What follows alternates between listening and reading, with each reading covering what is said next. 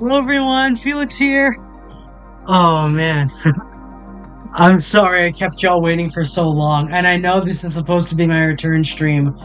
I am in a slight predicament as due to the nature of my windows at the moment in real life, thankfully no one knows where I live, but due to the nature of a couple things with my house, I have no privacy. I have more privacy in my bathrooms or near my front door than I do my than I do my own bedroom, because right now it's right now unironically there are no blinds. I do not have shades. It is just like very clear transparent glass. There's no like the only reason why I have the only reason why my bathroom and my front door are safe is because both of them have like frosted glass now. Anyways, okay.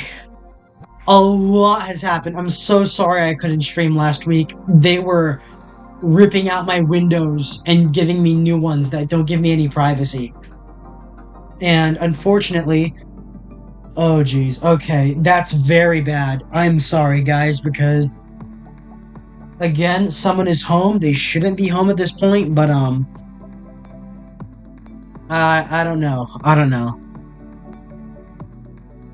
Hoping that no one actually heard anything, because it is that, oh my gosh. This is why I don't tell anyone this is why I don't tell anyone I do this. But it is a that's good looking at least. Again, I'm sorry, because I'm gonna have to do this quietly now, and I'll have restrictions on what I can say or do, because hoping whoever's home will leave eventually so I can continue with this. But yeah, okay, so there was it's that saying again. It's that saying that, I don't know. There are weeks where there are days when there are months when nothing happens, and like there was we got a lot happened this past week or so, and I had to talk about it. A lot happened. First off, well, VLR is just gone. It's just gone. They're all gone. If you saw my reposts on Twitter, they're in fact all gone. So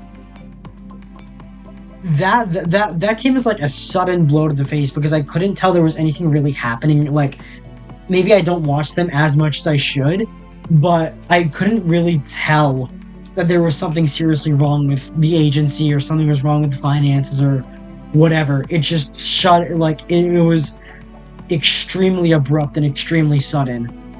There was no warning for that, and that just like caught me off guard this morning. Blew my mind away, because oh man,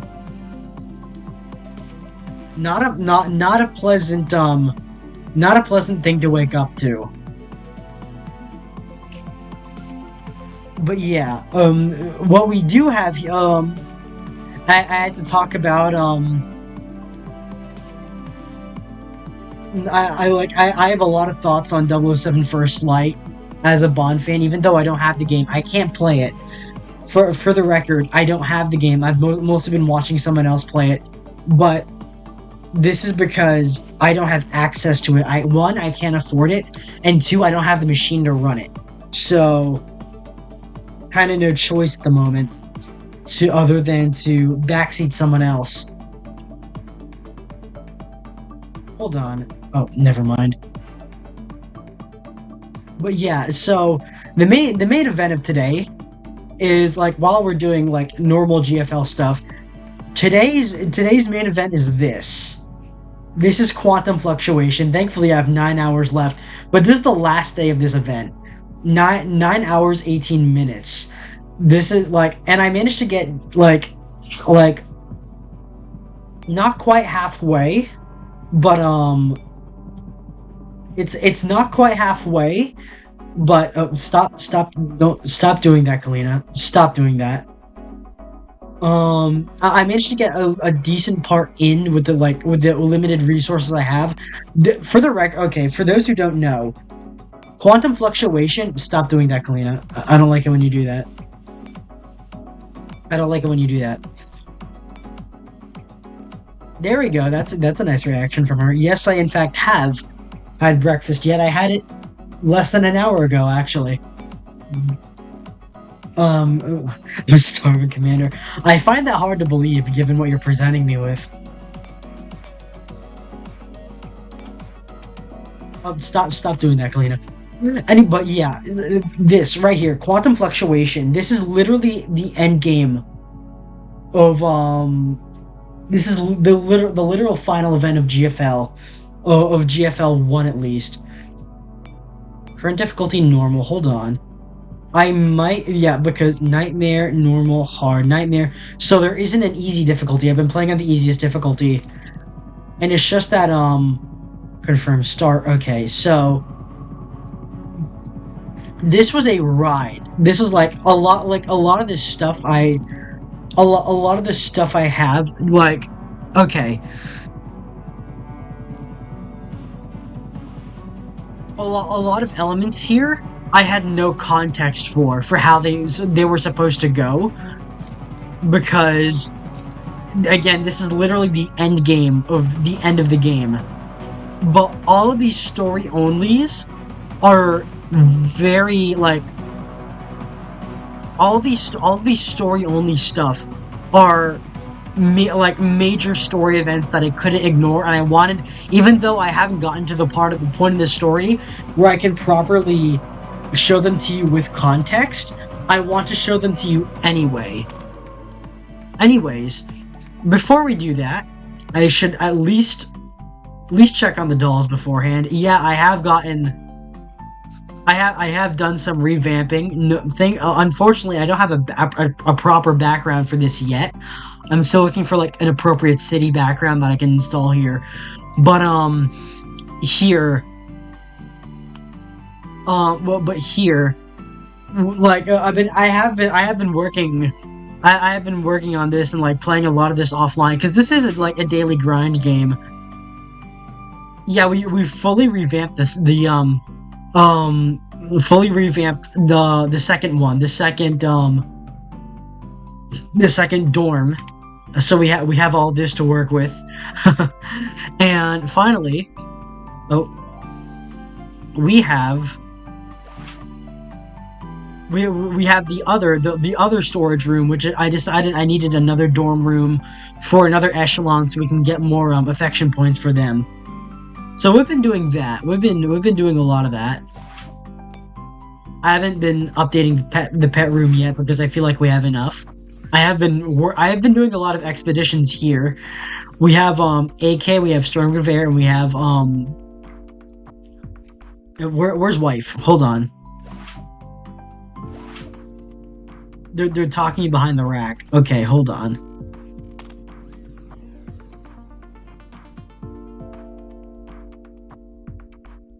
Okay. So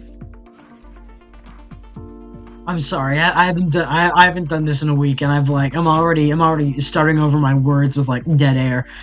I haven't actually, hold on, I should like look into buying the 4 comas. I haven't played Loveberry Chess, I haven't touched that. It's like, it feels like Loveberry Chess feels like Caravan, in the sense that in Caravan from New Vegas, where it's like it's an interesting mini game it's an interesting mini game that you can play, but you never really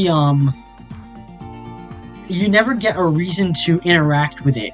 You never get like I never had a reason to interact with it at any point. Ooh, there's the notebook. Weirder things. What's this? Zombie homebody. Photo of Miss Halloween HKG11 taken during a certain moment. According to M99's recountal, I don't know what happened. GRG11 was already like this when I came to. And as for what happened to to HKG11 before M99 regained consciousness made the biggest mystery of this Halloween. Kitty party. Okay, so that I wasn't present for. Obtained 0 out of 3, so I haven't obtained any of these. Gramophone, weirder things, projector, so I haven't been able to access those, and the comic stand. Well, that's a lot of coffee. It's a lot of coffee in their in those tubs. I have been upgrading the fairies a lot as well.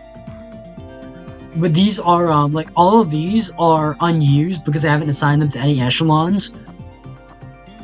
I might, temporary warehouse. Let's, might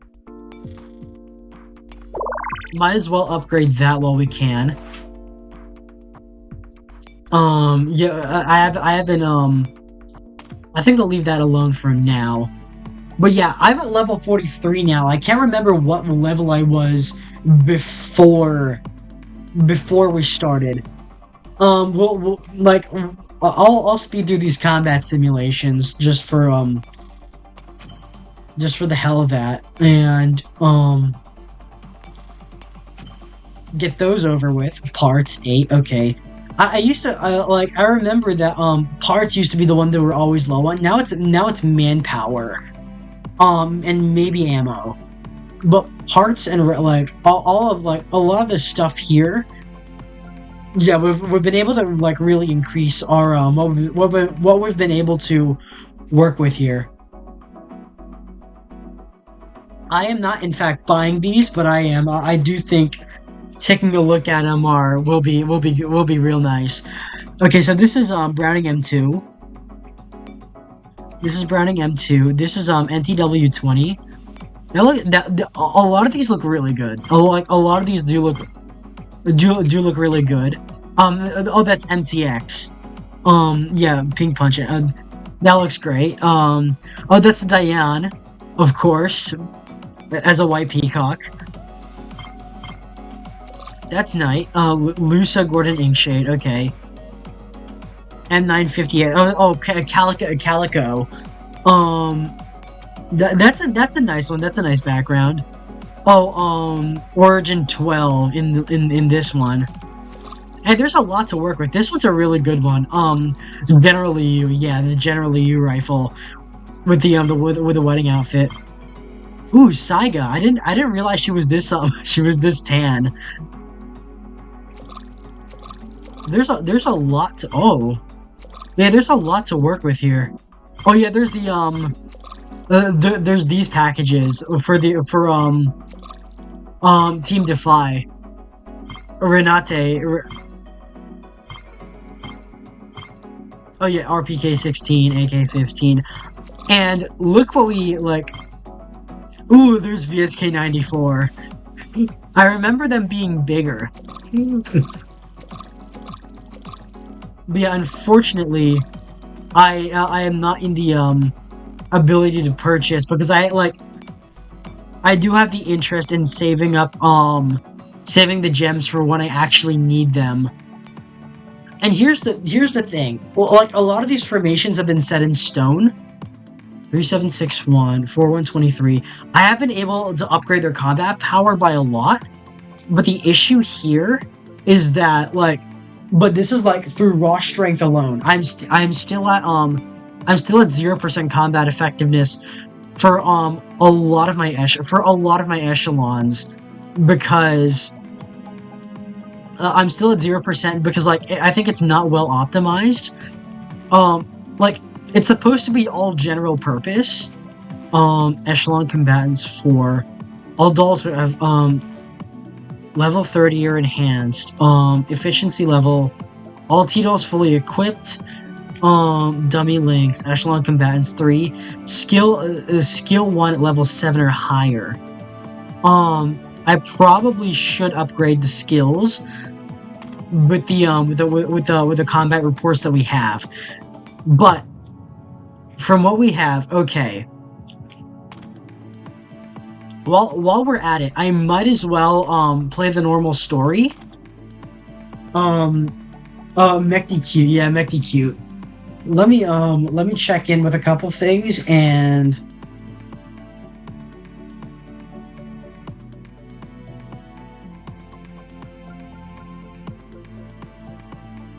I might like while we're at it, I might as well yeah, okay, being a bit of a show off because unlocked all the stuff. I'm still rolling for M9 because I like her gun, but a lot like I've been able to get a lot more.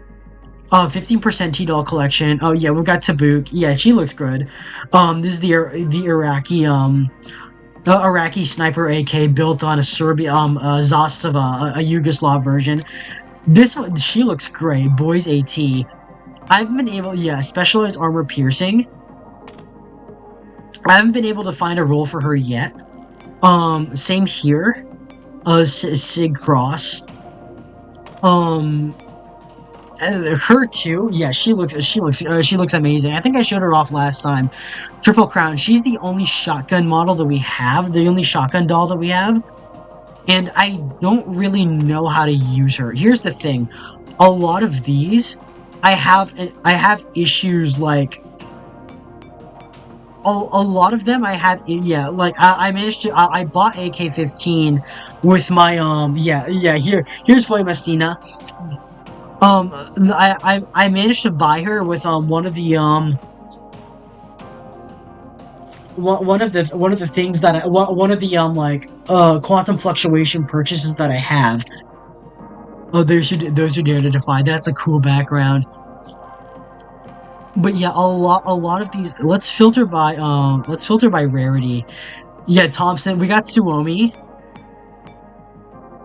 We got Suomi. We got a lot actually. K11.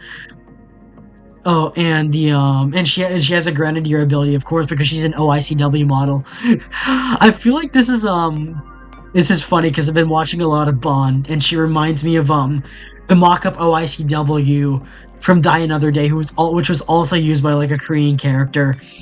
Zastava M21. Yeah, we got her as well. Yeah, and T91. Like, until we get R635, she's basically the stand-in for like the fifth Ranger of AR team. She's a Taiwanese AR-15 variant. K11, AK-15, AK Alpha, Sig Cross, unlocked, okay. But yeah, a lot, like, we have a lot to work with here, but here's the main issue that we do have is, retirement disassembly. Yeah, we are at near full capacity and there isn't a lot that we can pull out and, like, to pull out and do this with.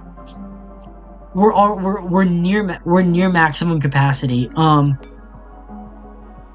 I don't. No, okay, no, that's a bad idea. I did not mean to do that. Ferry production, retirement, T-Doll equipment production. But yeah, while we're here, I might as well. Where did we leave off? Let me go check the last time that I played this, because I gotta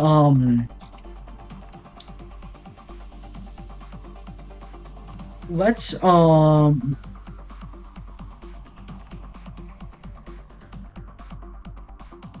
want to check where I left off in the story.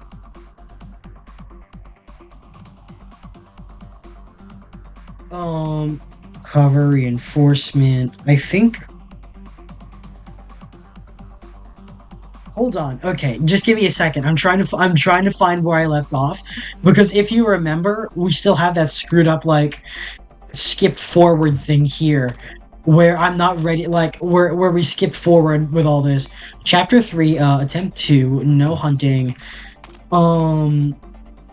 Enemy level 25. Okay, attempt 1. So we're still on the final level of chapter 3, I think.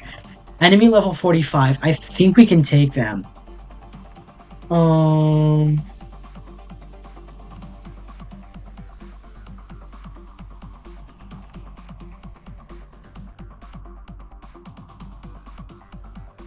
Okay. Chapter, let's find where we were going. Um, chapter 3. Uh, okay, so chapter, hold on, okay. Chapter 3. Uh, chapter 3, defensive operation. Was it no hunting? Um, was it no hunting? Let me see, because I gotta check.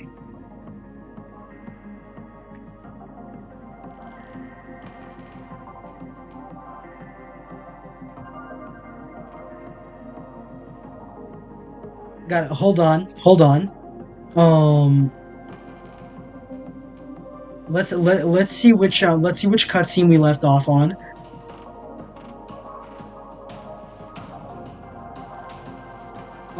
Chapter 3.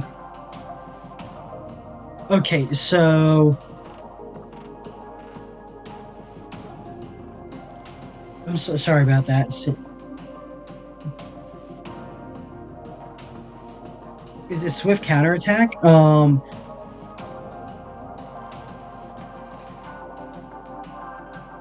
Clearing a path, swift counterattack. Were we able to finish swift counterattack? Is my question.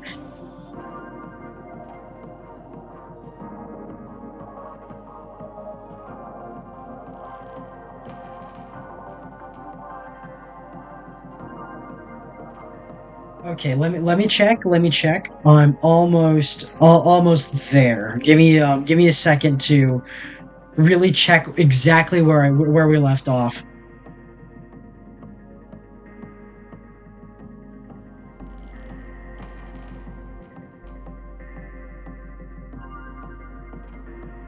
Okay, so last time we left off was no hunting. All right, so let's go. We're going to finish. Let's at least finish no hunting first before we go for before we go off after to do quantum fluctuation. Have you made up your mind, M4? I cannot abandon my companion. If it were Air 15, she'd do the same. She definitely would, but you're not her. You're the commander of the AR team. You have the responsibility to lead us, don't you?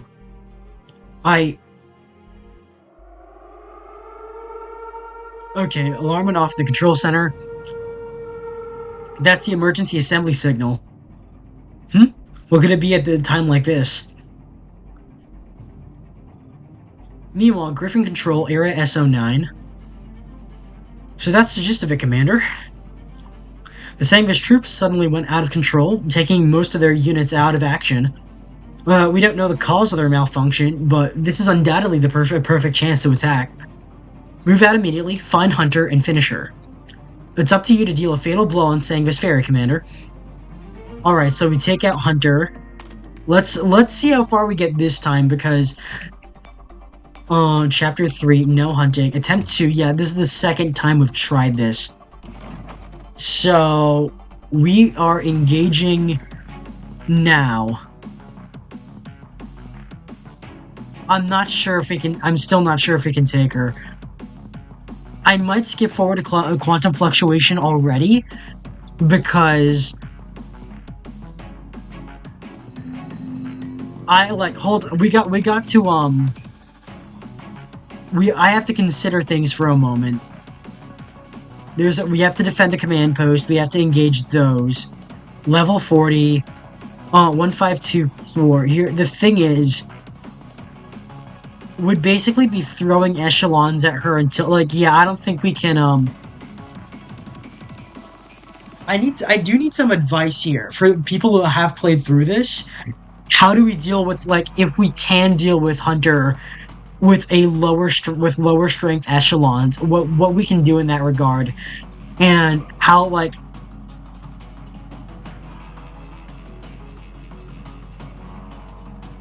we need defense.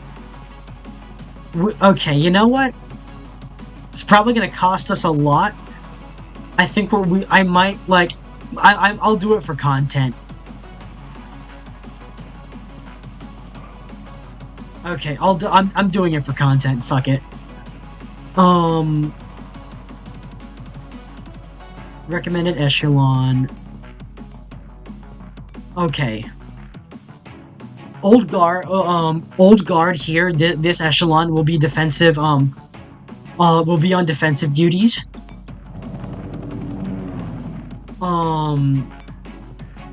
You know what? We're gonna try it anyway. Airstrike Ferry. We're twin ferries. Ferry command should be pretty like dense at the moment with points for us to work with. But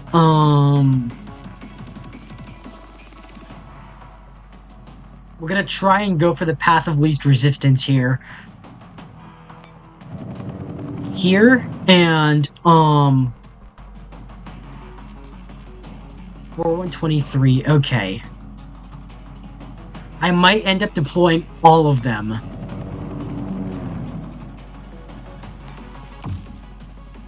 Action points, okay, 6.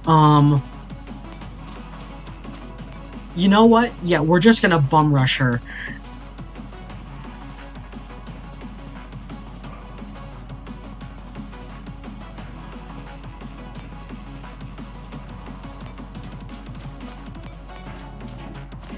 Okay. We're activating airstrike. And then select and engage. This is probably not like these guys. I'm pretty sure we can take out effectively. Hold on. Where's the fatal? Where's the airstrike? I could have sworn we called one in.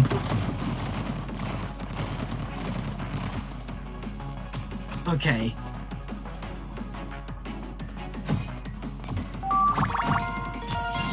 MP443, okay. Here's the thing. Okay, we're going to, okay, combat, you know what? We're gonna back him up with this, and then we'll switch him out. We'll switch him out, and then this one. Okay, we might be able to wear her down more, and then. Okay, you know what? There's nothing we can do about that. We'll hold the line there.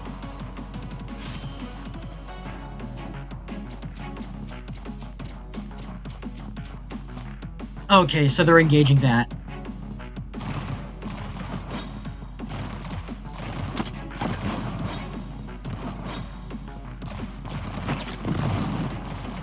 Oh, they've got a sniper line in the back. Okay, we're taking out the snipers real easy. That wasn't too bad. But they did maim us quite a bit. Okay, so SG-510.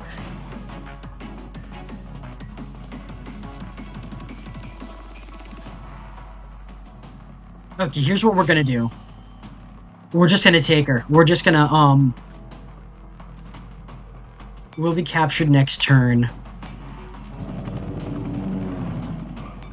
We're putting all combat ferries on auto, and then we're just gonna go after. We're just gonna hit her with everything we got. Might be a bad idea, but it's what we got.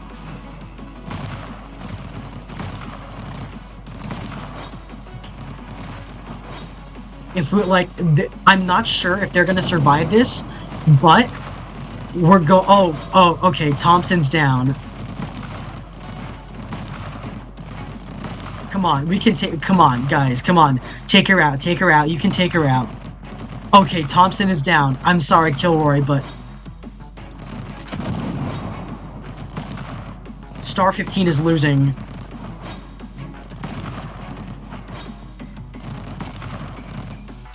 Oh, she took out Star 15. We're wearing her down. We're wearing her down. She's almost dead. Come on, take a shot. Take a shot. Oh, she's dead. We got her. We bum rushed her and we got her. Okay. L85. They're not gonna be happy with me, but okay. Move and then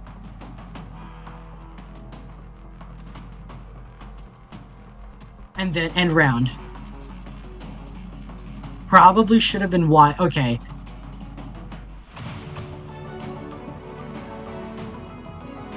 We got an A. We somehow got an A rank there. And another well, we gotta put him in the hospital. I do apologize. I do apologize, Tommy, because that was as in Thompson, but that was we had to win that fight. We had to win that fight, and it seems that you did really well against like a massively superior echelon. So consider yourselves proud. Oh, T-Doll Tinkerer. Repair T-Doll obtainable. Okay. Quick repair. Another quick trainer. Eliminate a total of 50 normal units. Okay. So we were able to cheese that fight in a way and like really force Hunter down. Setting. Okay. Battle. Oh, nope.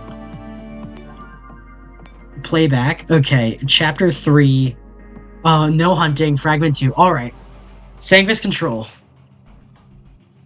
What an unsightly defeat, Hunter. Oh, I guess it makes thematic sense that Star 15 was the one to take down, like, Star 15's echelon was the one to take down Hunter, even though she herself got like really heavily wounded in the process. What an unsightly defeat, Hunter. I don't understand how. Well, I don't understand either. That's the fun part. I modified your command from within your own system, causing this mayhem. Impossible. You don't have Sangvis authorization. It's a skill I picked up without even noticing. Came in quite handy, didn't it? Maybe I'm actually special. What do you think, Hunter? Don't tell me. You deliberately let yourself get caught. Well, she's down. You said it yourself. A true hunter would have chosen to remain silent. Of course, now you'll be thoroughly silent, Sangvis. 1 hour later, at the rendezvous point. Look, it's Star 15. She's here. You two sure took your sweet time. God knows how long I'd be stuck in there if I had been counting on you. AR-15. Glad you're okay. You know what? And that's the whole like 007, like the girls frontline spoilers for 007 First Light. I should have put Star 15 in there as a stand-in for Greenway, because he really is like there really are a lot of similarities in their characters. So, Air 15, glad you're okay. M4, if this commotion hadn't happened, were you really going to trade yourself in for me? I don't know. I don't care what you were thinking, M4A1. You're the leader. Don't make stupid decisions next time. But we each have our own responsibilities, M4A1, and that means sometimes we don't have a choice. Not to mention, M16 is still awaiting rescue. Oh, we gotta rescue wife. Yes, I'll think things through more carefully next time. Ooh, Air 15 just said something really cool. Come here, let me tell you something. Wait, I haven't even said anything. You won't need to. I'm gonna shut you up for good. M4, Commander, help! Only you left, M16. Okay, so assist the mercenaries. Okay, so locate the coordinates, eradicate the disturbance. Chapter 4. Let's see how far we can get in Chapter 4. I'm not gonna quick repair them at the moment because they're still a bit busy. Enemy level 45. Let's scope them out. Enemy level 45, so that might be Harry. There's no boss units, but yeah, I think we can take these guys. Okay, we can in fact take these guys. Let's play back. Chapter 4. We're almost at like Operation Cube. Squad Negav, deep dive. So we haven't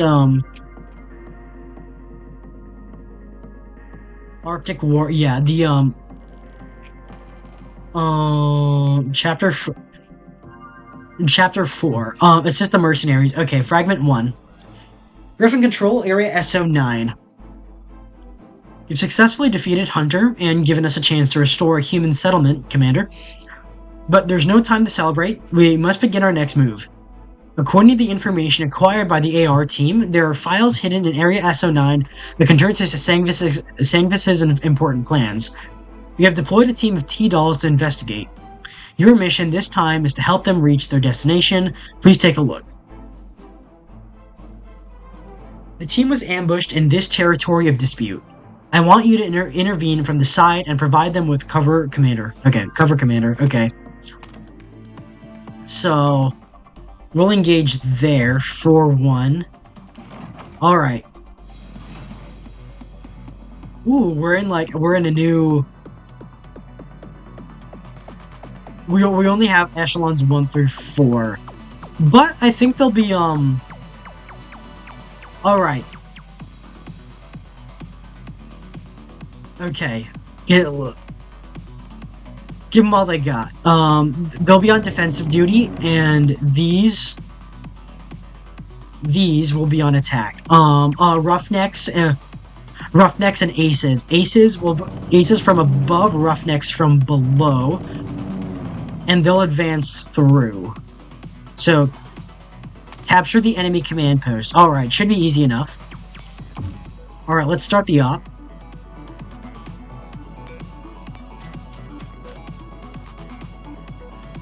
You know what? We could... Hold on. Can we cheese this fight? Combat Fairy Auto. Okay, let's blitz through them real quick.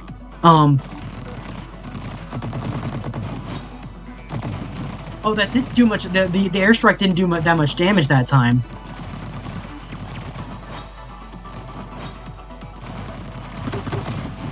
Alright, they're down. Good work, aces.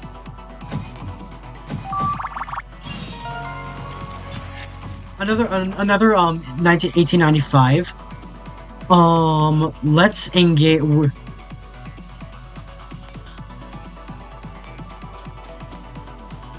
Intermediate training data. Okay.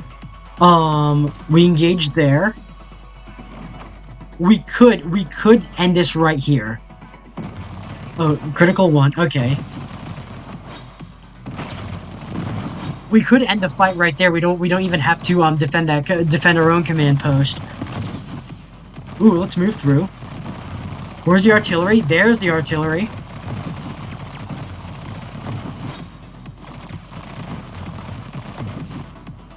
think we're doing pretty well. We might not even have to engage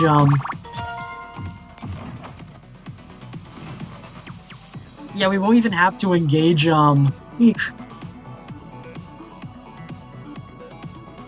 You know what? We might as well, because we'll be captured next turn. Okay, let's let Roughnecks let's let Old Guard engage.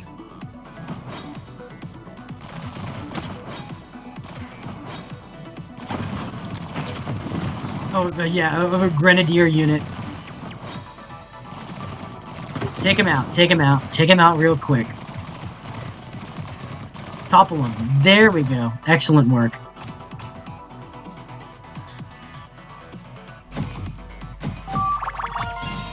Ooh, FN49. That's, Terror's favorite. Terror's new favorite. I hope he's doing well in basic, because he, last time I checked on him, he was in the he joined the military.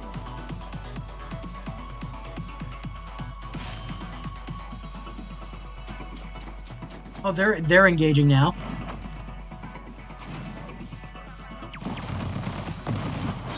They didn't count on us having artillery.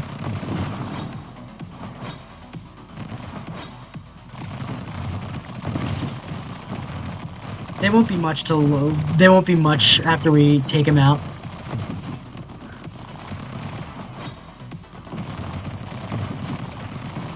I should employ this more for defensive, because this really is a defense fairy. The twin fairies. Will be captured next turn. Oh, they're going after Roughnecks again. I mean Old Guard.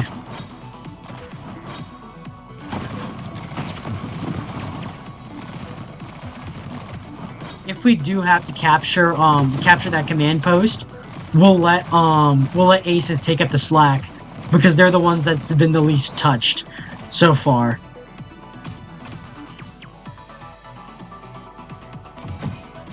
They're holding out. Ooh, M3 Garish gun leveled up.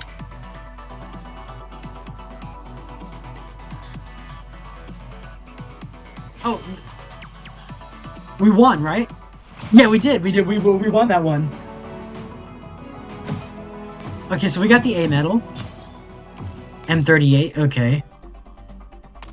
Might as well. Okay.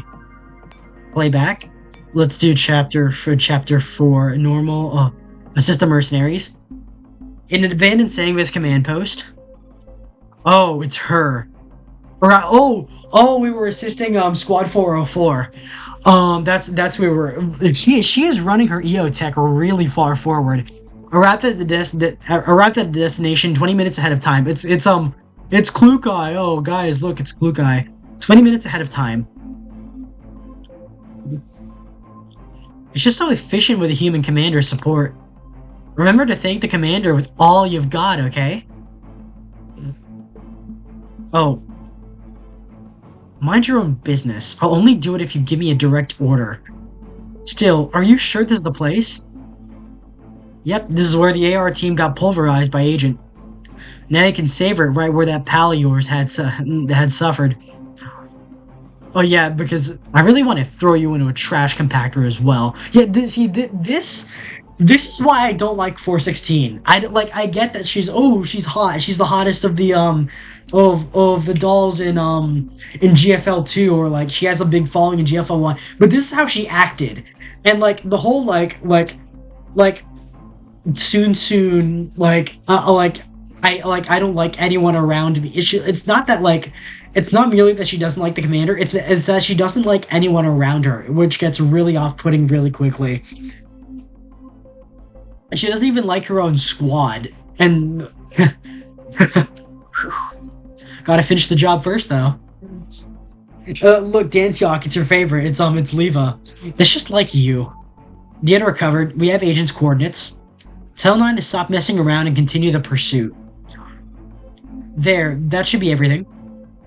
But what are you doing, 416? Ah, looking for clues about your pal, eh? Such a chance doesn't come by every day. I won't let her off. Oh, so she does have like a soon to rate to M16. Alright, I'll leave you to it then. I'll go check out the info 9 got. Don't go overboard on your own. She can be very dangerous when she gets serious, you know that. You know that better than any of us. It's just, sadly, we never found out who they were in the end. Cut off reinforcement. Oh, we finally got in touch with the best character in the game. Cut off reinforcement. You know what? I'm going to quick repair, I might... 575. Might as well use the quick repairs for something. Pretty sure we can take these guys, oops. Because I'm this is all like a foretaste for what I'm going to show y'all for quantum fluctuation. Cut off reinforcement. Okay. This Sanguis attack is no trivial matter, Commander. The situation isn't looking very good. The team has identified the local Sanguis ringleader as Intruder. She seems to be a new model, as there is no other information about her in Sanguis Fairy's old product catalog. But from what we've learned in our investigation, unlike previous T-dolls that are suited for solo combat, this one specializes in issuing commands. Block the route on the side. We must do whatever we can to undermine her defensive maneuvers. That's the only way to intercept Sanguis reinforcement and prevent them from pouring into the battlefield. Okay, so cut off reinforcement. So we're probably going to be up against a new type of enemy here. Oh, cut off reinforcement. We might get M9. Okay. Oh, insufficient TDOL slots. Okay, so I gotta clean that up. Retirement disassembly. Some of them I can enhance. Actually, dummy link. Let's... Might as well... Hold on, Type 64. Throw in one of those. Throw in, since I'm still taking care of, still taking care of her. Oh, no? That's all? That's all? That's all I can give? Okay. Who else? Who else do we need to, okay. FN49, TDOL enhancement.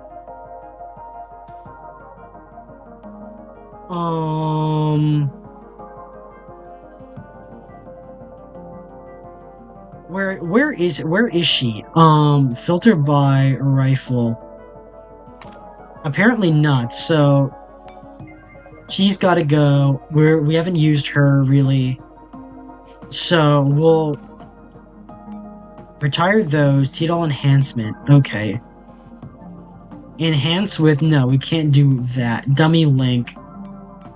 TDOL enhancement, selected. Can we upgrade PPK? No, apparently not. I don't know why GFL is like that.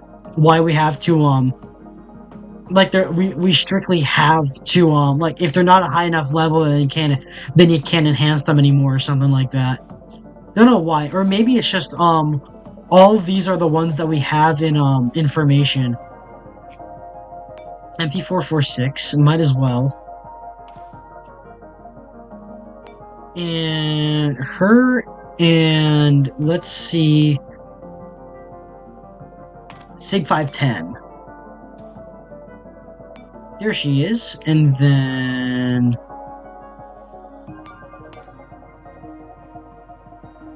might as well throw in a couple capsules for that. Alright.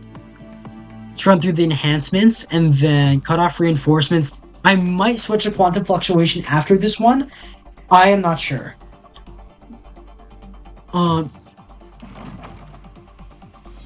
Alright, let's... Okay, select operation. Oh, nope. Cut off reinforcements. Combat summary, capture the... Okay, so it's capture the enemy command post. And we don't have... We're probably gonna have a limited number of moves. I'm sending in, I'm sending in, Roughnecks in first. They'll be able to stomach most of the damage. Start up. Okay. You know what? Them and, let's deploy... We're deploying aces. Let's end that. Let's end that. Okay. They might be able to spawn in stuff from, the heliports. I'm not sure, though. Oh, we're already hitting him with artillery. Yeah, hit him again.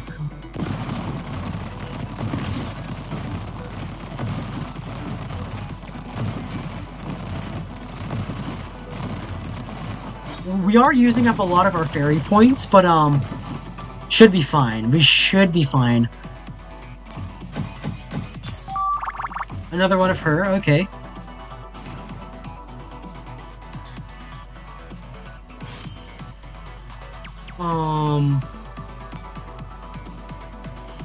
Let's switch here, and then, select, and then we're going in.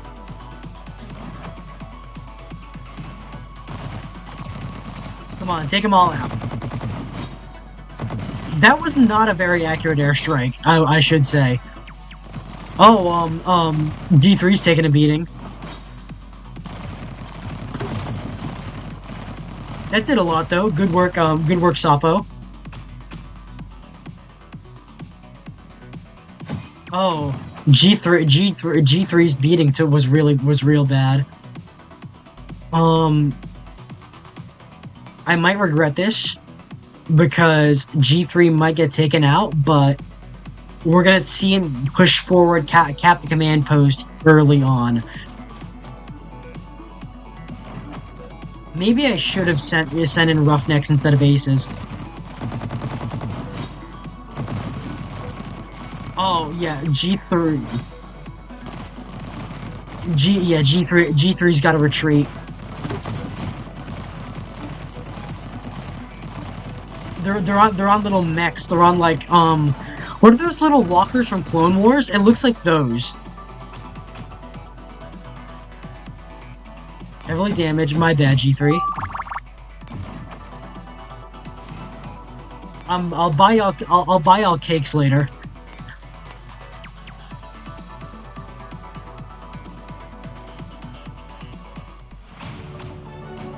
Okay, so Roughnecks,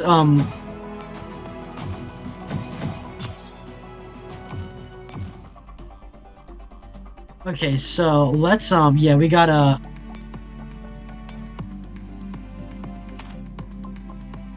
let's, we'll put G3 there. Obtainable 50 normal units. Ooh, okay. Collect all special combat report. Ooh, okay, that's nice. Friendship points, exploration permits. Infinite surprise die. I still have no idea what that does. Ooh, we got 5 tokens. So that means we may be able to, let's see what we can roll with. Actually, index, let's, play back. Chapter 4. Cut off reinforcement. Griffin Lounge. Click. That's the comm signal. Hey! Calling. Huh? M4A1, do you copy? M16, is that M16? How are you doing? There you are, M4. Then you're with the others. AR-15 and SOP-2 are both here. We're only missing you. Oh, thank goodness.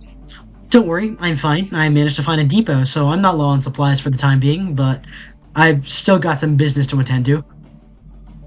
What business do you have? When are you coming back? Well, we'll see. Oh, I gotta go. Hello, hey, M16. Oh, so that's our, breakthrough enemy lines. Okay, so...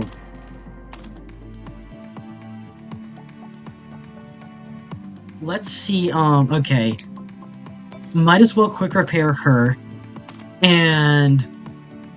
on that note, I'm probably gonna, oh, 89 again. We're back to 89. We're back to 89 tokens. I won't roll today. But I will, strawberry custard. Okay, so they're all at, max affinity.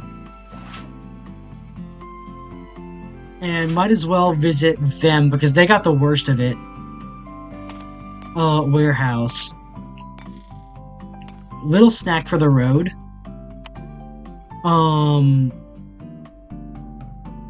79.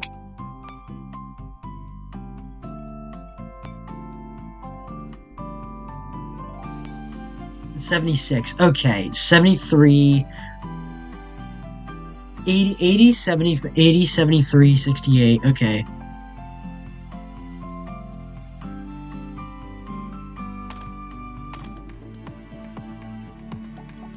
Let's at least see what we're up against first, before we try it. Okay, you know what? We might as well try it. Warm up exercise, chapter 4, breakthrough enemy lines. Okay, search for companions, locate the coordinates, eradicate the disturbance. Okay. M4, still no news from M16? She... Hold on. Someone's making a public broadcast. Huh? Pleased to meet you, everyone. Oh, that is some... Still awaiting news from your companion? Perhaps you should focus on what's at hand. Intruder, I didn't expect you to make an appearance so soon. It would be discourteous of me if I didn't entertain guests who grace my land with their presence. First of all, I need to congratulate you on cutting off my reinforcements in our last battle. But that was only one of my many supply lines, so I'm not offended in the slightest. That was just the beginning, Sangvis. Okay. We'll be targeting your defenses next. Prepare to surrender. Oh, why are you telling her our plans? I'm afraid Master will object, but I'm more than glad to welcome you. Please inform your commander. It's officially showtime. There will be no need for that, intruder. We're already at your door. Commander, please give the order. Okay. Reminding us what we're fighting for as our M16 shows up. Enemy level 53. We might be out of our league here. I might...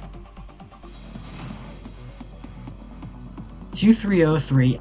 Because... we might be at... Hold on. Because we've been basically cheesing battles for the last couple times. Let's see. Hold on. Let's check how much Fairy Command we've got.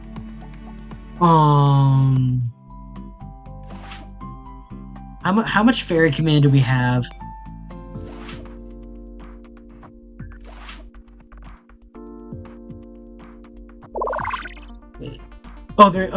There's PPSH 41. Fairy Command 74 out of 95. Okay. So I think we can push through at least on that one. Combat mission, chapter 4. Okay, breakthrough.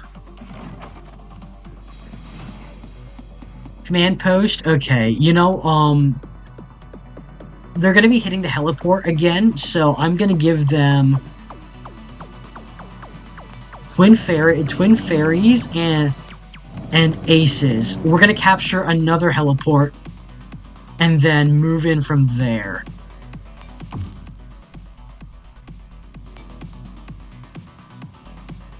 Ready to rations. Okay. Because we're gonna rush the command post again. And okay.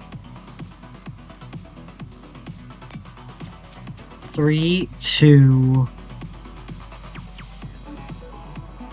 Okay, this is probably gonna take away from our we're putting them in. And then moving in here. Oh, prepare to start battle. Oh, we walked into another ambush. Oh. Glad we have the airstrike. Oh, that's a lot of SMG that's a lot of rippers. Oh, G3's getting beat up.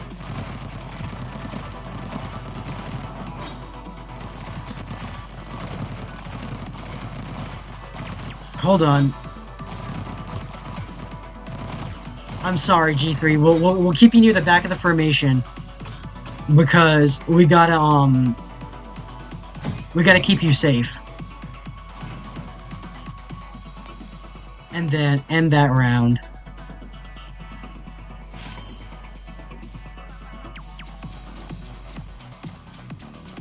We're probably gonna have to switch out that echelon.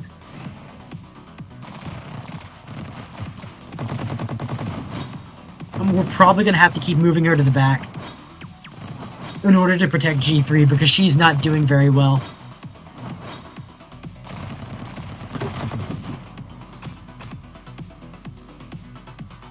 Battle success. Okay. One of them. We're gonna have to relieve her really quick. Okay.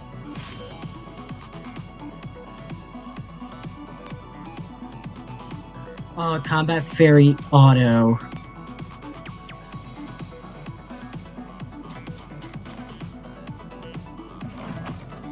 There, you are clear to engage.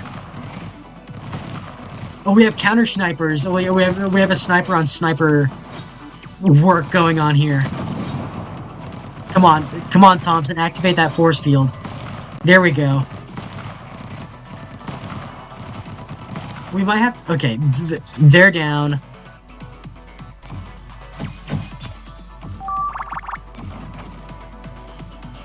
Okay.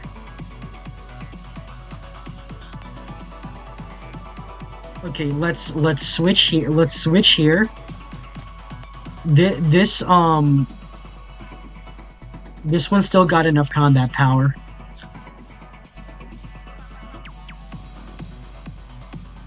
We might have to bring in Roughnecks. I'm not sure.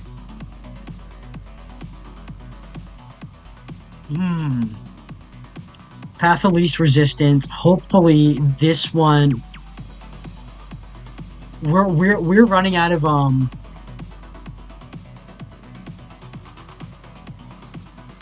Okay, we'll be captured next turn. Okay, we have to advance here. We don't have a choice. We have to advance here. All right, take him out. Hit him with what we got. You'd think the ones on next would have like a bit more armor, but I'm glad they don't have that.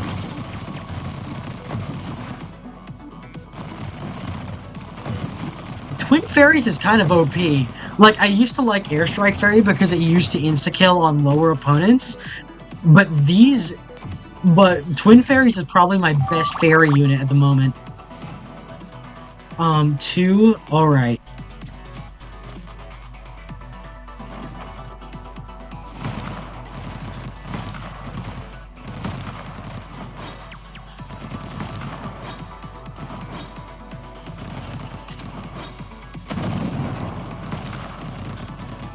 Okay, we're moving Thompson to the rear line, and then let the ARs take the brunt of that one. Ooh, ooh, good looking lady. DP28. The pleasure to meet you, young man. Feel free to let me know if you're ever that's a good looking lady. And then I think we're gonna maintain structure here.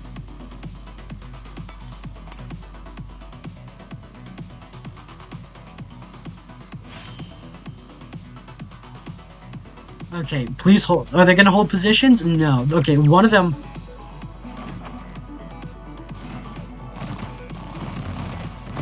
Oh, we've got shields on shields on both sides. Hopefully our artillery can take out their sniper backline. Come on, yeah, take him out. Come on, keep going. Ironic for the name, I feel like Roughnecks have it too easy because of Twin Fairies and like how OP Twin Fairies is. Because they haven't been losing any health. Okay. Alright, Thompson. We gotta move you to the back line again.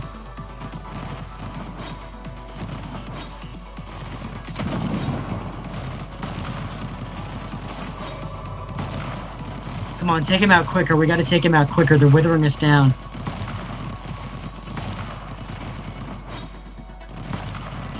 Ooh. Yeah, oh.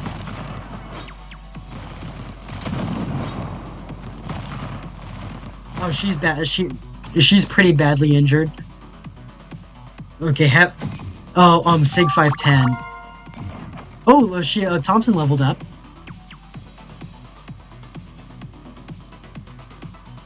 Okay. Aces, it's up to you now. Okay. We'll switch here. We gotta get them out of here. Let's move here. And then hold on. Let's move them. Let them take the command post. We gotta withdraw. We gotta retreat them. Take her out of there, and then Roughnecks will continue holding. I'll turn that off for them for now. Hopefully with it, yeah, we capped the point. Okay. Alright, okay, so we did manage to get through that again. And then, unfortunately, poor Sig 510. I do feel bad, because we keep putting her in harm's way. But Wildcard has had it rough. Really rough. Even rougher than Roughnecks, unfortunately.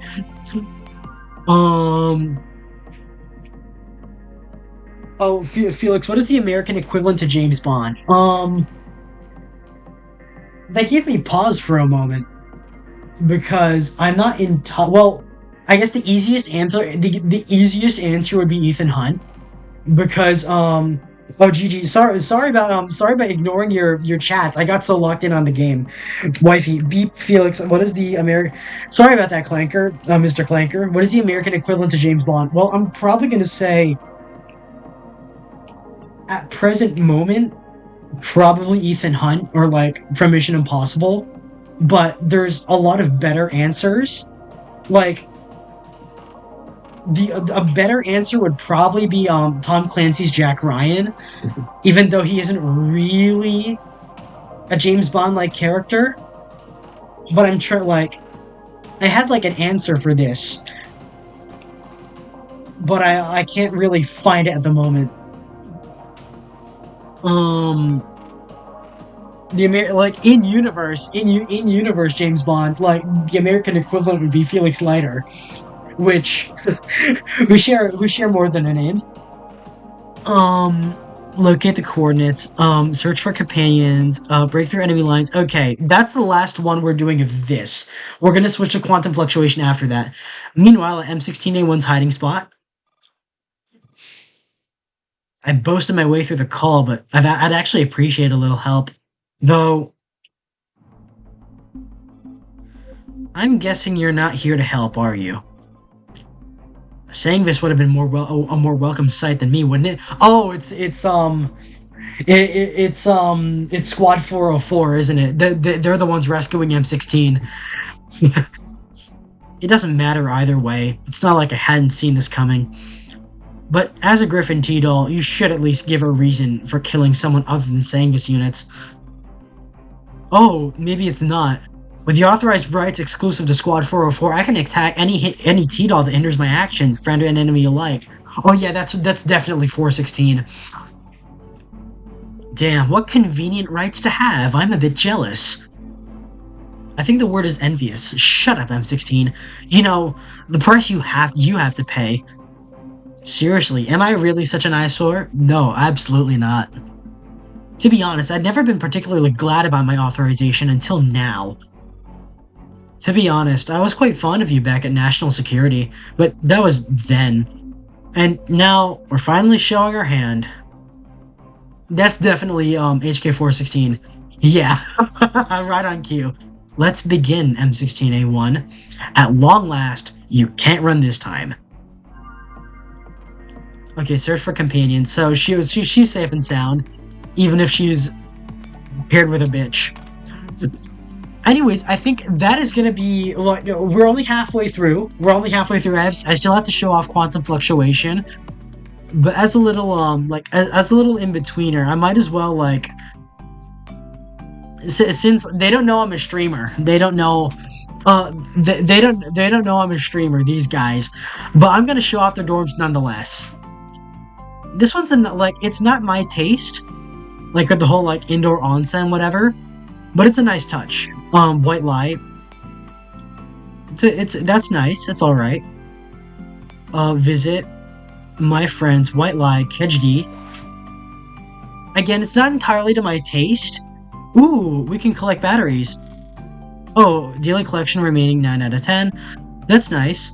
But yeah, this is like, it's not my favorite, but I can see the appeal, like the whole high-tech Stark environment. Visit history. It's okay, thank you. I never managed to find a good position for AK-47. Oh, you mean, like, in the, In the formation, yeah, that like gets complicated, like doing formations for a while. My issue with formations is I should probably buy more echelons and like increase my diversity and like the versatility of my echelons that'll allow them to utilize my like my high ranking T dolls a little bit better. But that like the thing is like that costs a lot of gems, and two, it has like you run into problems leveling them up. You have to like really grind them or like consume a lot of combat reports in order to keep them up. KED original ID,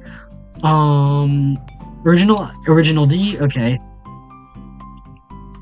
Y'all got me cookie. Yes, the free ice cream. The like it's like a little arcade. Like you'd probably see this if you were a kid. Like you probably remember this if you were a kid. KED, yeah, his free rice vodka. Oh, let's see. We're going through this one I like. Hyman Shocker. This is the first guy to friend me. Oh, there's Kalina at your service. Hell yeah, Summer. That's my statement. Grill Pill Chill Max. Yeah, very nice. Very nice. Blue Archives. This one is simple. This one is pretty simple. He has wife in it. Oh, Fioki. Oh, Winchester Supreme. Oh, so he would like the funny part is like Fioki and Winchester are real companies. They're like I guess they're able to like it's funny because you can see what they were able to get away with like copyright wise, like Kit Kat, Fioki, and Winchester, but not Remington and not Pocky and not Kinder, because it's really obvious what they're trying to go for, but you can't really you can't really like some things they just can't get away with. Blue Archives. I think we already liked White Lies. My friends, KED, Hyman Shocker, Original D. Okay, so let's visit some random ones. Oh, this is a really nice setting. The whole space, like the whole space station thing. Ooh, there's Sopma Jr., Resurrection Repairer Jr.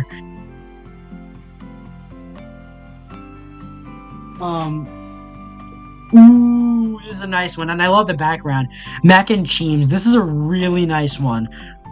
Royal Casino. Yeah, we know what that's a reference to. But yeah, this is beautiful. I love this set. Like he did really well with his polls. I like this setting a lot. Definitely getting a like for that one. This is great. I love this, and I would love to have that background. Like the whole rooftop bar aesthetic. Alpha Bravo. You know what? This one works. I like the Skyline ones. They like if they're done right, they can be done really well. I love those. I love the poster collection, especially like how sexy they can be, but personally, a lot of this is incongruous. I like your wall, but like the water buffalo in the background and like the formal table with wine, that doesn't do it for me. That's not a good mix. V-Hun, you know what, this one's alright. It's like a bedroom thing, like nice bedroom. And Consistent Winter. Here's the thing that throws me off. I like all of this. I don't like the posters, because as much as I love the sexy posters, like, you putting it on top of a background like this throws off the immersion, so unfortunately, no. This is a whole mix of stuff, and while I appreciate, like, the sentiment that you're going for, not a fan. I like that you tried, though. This is simple enough. I might as well give a like. 6 batteries for you, alright. The whole, like, Japanese house theme. Oh, acquire shared batteries from a friend once. A quest? Career quests. Okay, rewards available for collection. Recreation quality. Make friends. I still think reading manga and browsing Griff-chan are more fun. Okay, 20 batteries. Changing card ID. Change the background. let's check my ID card. I haven't been purchasing any there. Unprofessional LARPer wannabe celebrity. That's a reference to my April Fool's stuff. Um, my support echelon. There's still that is still wild card. But quantum fluctuation, which is a complicated matter. Hold on. Good morning again. Enemy level 65, attempt 2. I might as well. Okay, insufficient TDOL slots. So let's do some maintenance first. TDOL enhancement. Okay.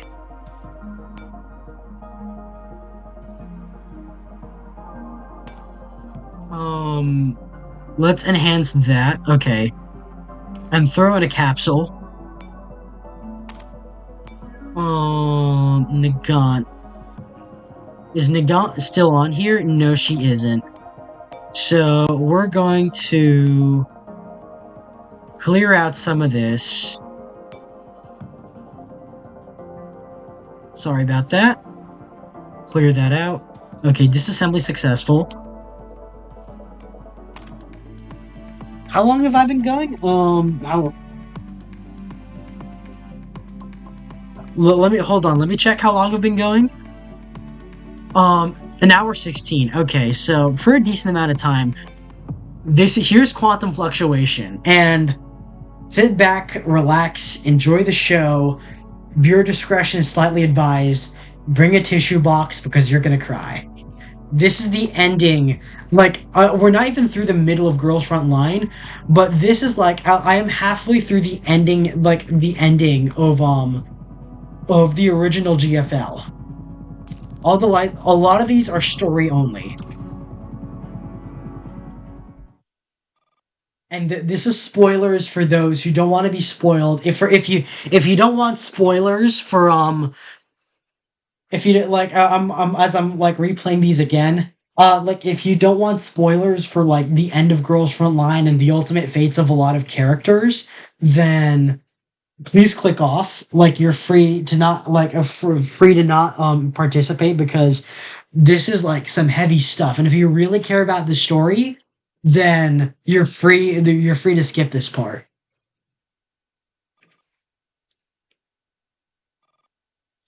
I awaken upon an invisible mirror.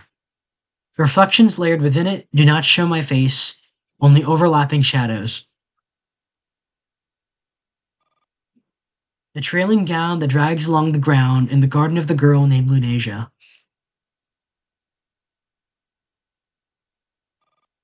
The handguard gleaming in the rain, held by the tactical doll named M4A1. The currents and neural pathways reborn from rust belong to the mastermind named Alyssa. And more and more. They come like tides, surging again and again, then receding, pushing me back to the origin.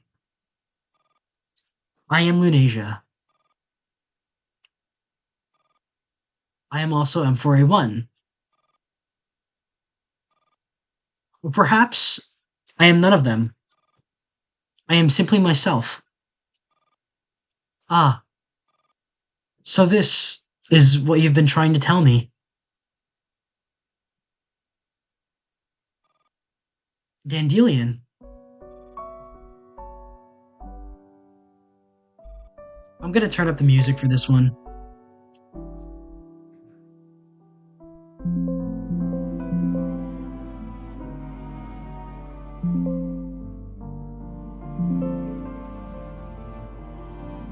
Nothing but an ordinary human.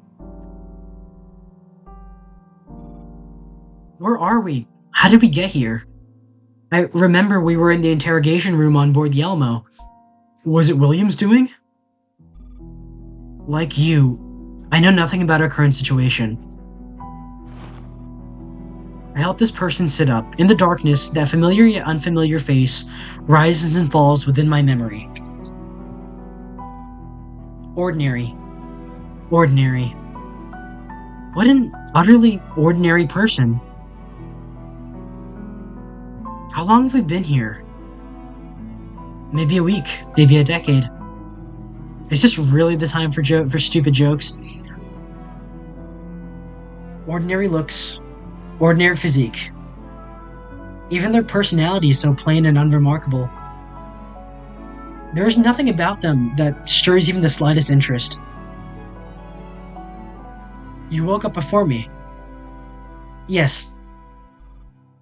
Did you see your abductors? I don't know who abducted us. All I know is that the last time the store opened, there was a handful of scientists working under William. William. What did they do? They took me to the lab. After that, I don't know. Only one thing. This one thing alone sets them apart from everyone else.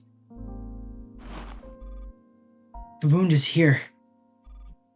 Even in the darkness, that burning gaze still pierces forth from those eyes. Want to see? This person's eyes shine as brightly as stars. I cannot understand how such a pair of eyes could come into being in a world filled with lies, betrayal, and decay. No. We might need to get you out of here. We need to get you out of here and give you a checkup. Just as I expected, they don't show the slightest reaction to my teasing. Even though they seem like such a warm and humorous person in my memory. Can you contact the dolls? No, the signal is completely jammed here. The commander gets off the bed, walks over the door, and gives it a few light taps to get a feel of its thickness. For some reason, this behavior makes them seem endearingly childlike. I can see outside this crack. Why is that? You're right. Can we use it to escape? Why is that someone so ordinary can obstruct little Bill again and again?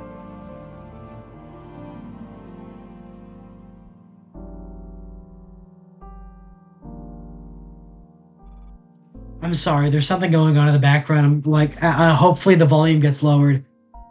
Let me try. Why is that someone so ordinary can stand at the center of so many whirlpools, yet remain staunch and unwavering? Oh. Are you okay? Why? Commander, just run. Leave me. Why is that someone so ordinary can influence my memories, my actions, even my thoughts and emotions? Get on.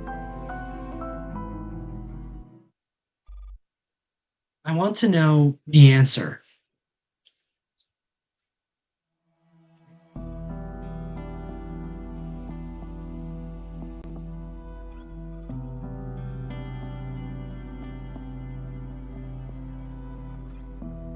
So, have you found your answer?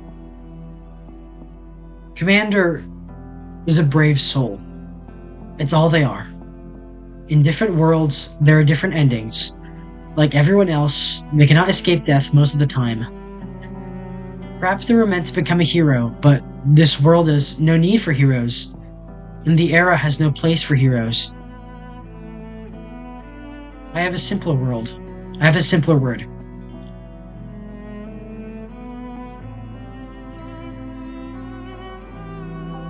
Idealist. The Commander, Ange, and countless others like them. What are you trying to say? The power of a goddess does not entail omnipotence.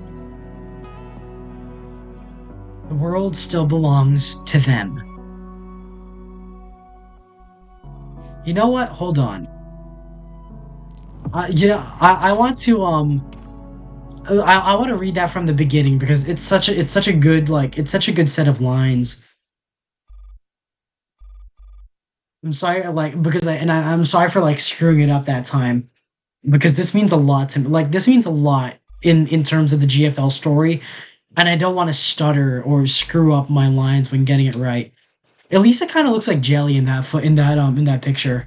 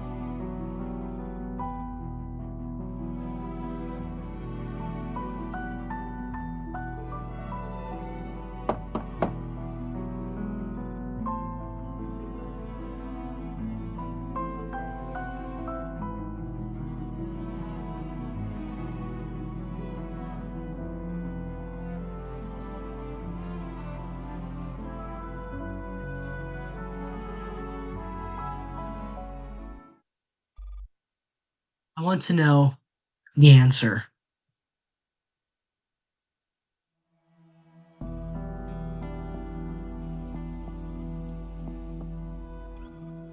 So, have you found your answer? Commander is a brave soul. That's all they are. In different worlds, there are different endings. Like everyone else, they cannot escape death most of the time. Perhaps they were meant to become a hero, but this world has no need for heroes, and this era has no place for heroes. I have a simpler world. I have a simpler word. I screwed it up again. Idealist. The Commander, Ange, and countless others like them. What are you trying to say? The power of a goddess does not entail omnipotence. The world still belongs to them.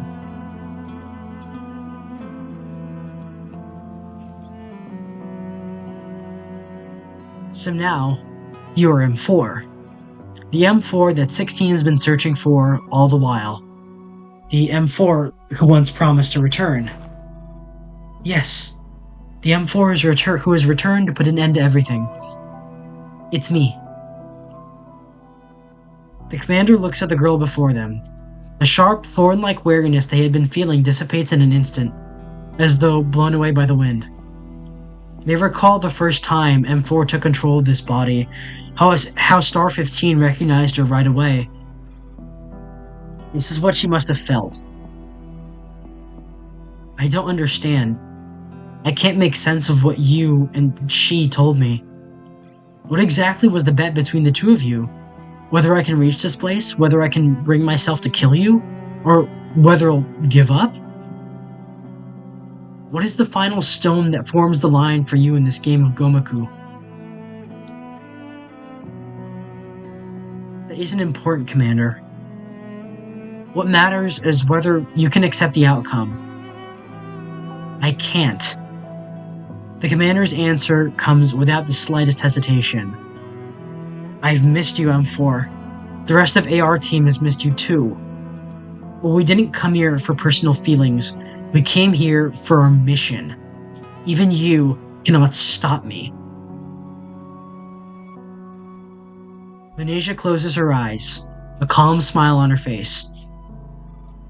I know.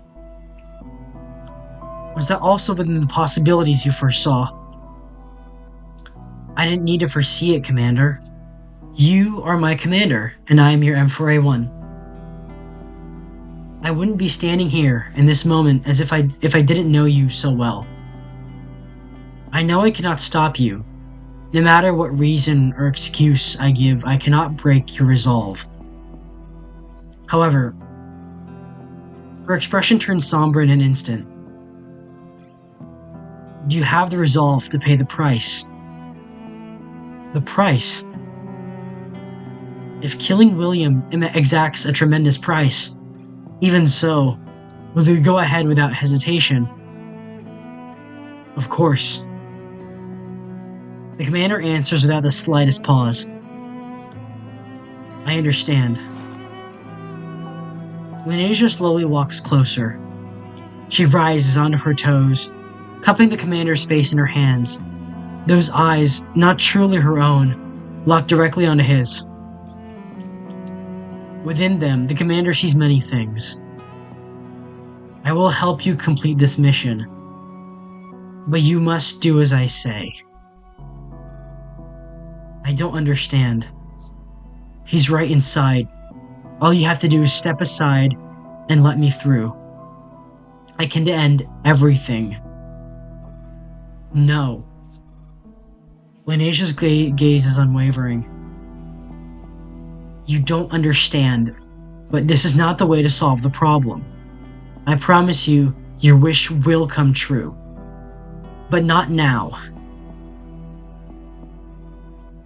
The Commander does not want to accept such an absurd request.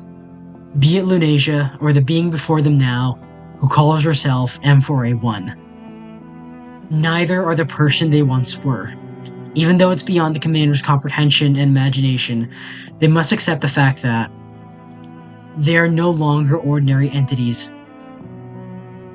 If this were Lunasia's request, I would probably ignore it. But I trust you, M4. Hearing this, the girl's smile deepens. It is now bright and radiant, just like in their memories. Thank you, Commander. What do I need to do? It's simple. Lunasia already told you just now. M4 lets go of the commander's face and slowly steps back. First, you must witness Lunasia's death.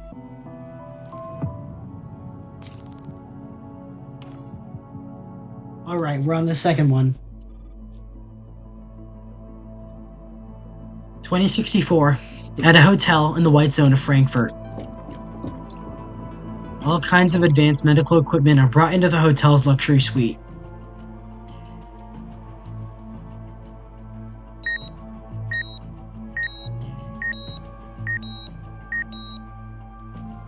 The doctors who enter with the equipment conduct a thorough series of examinations on the commander.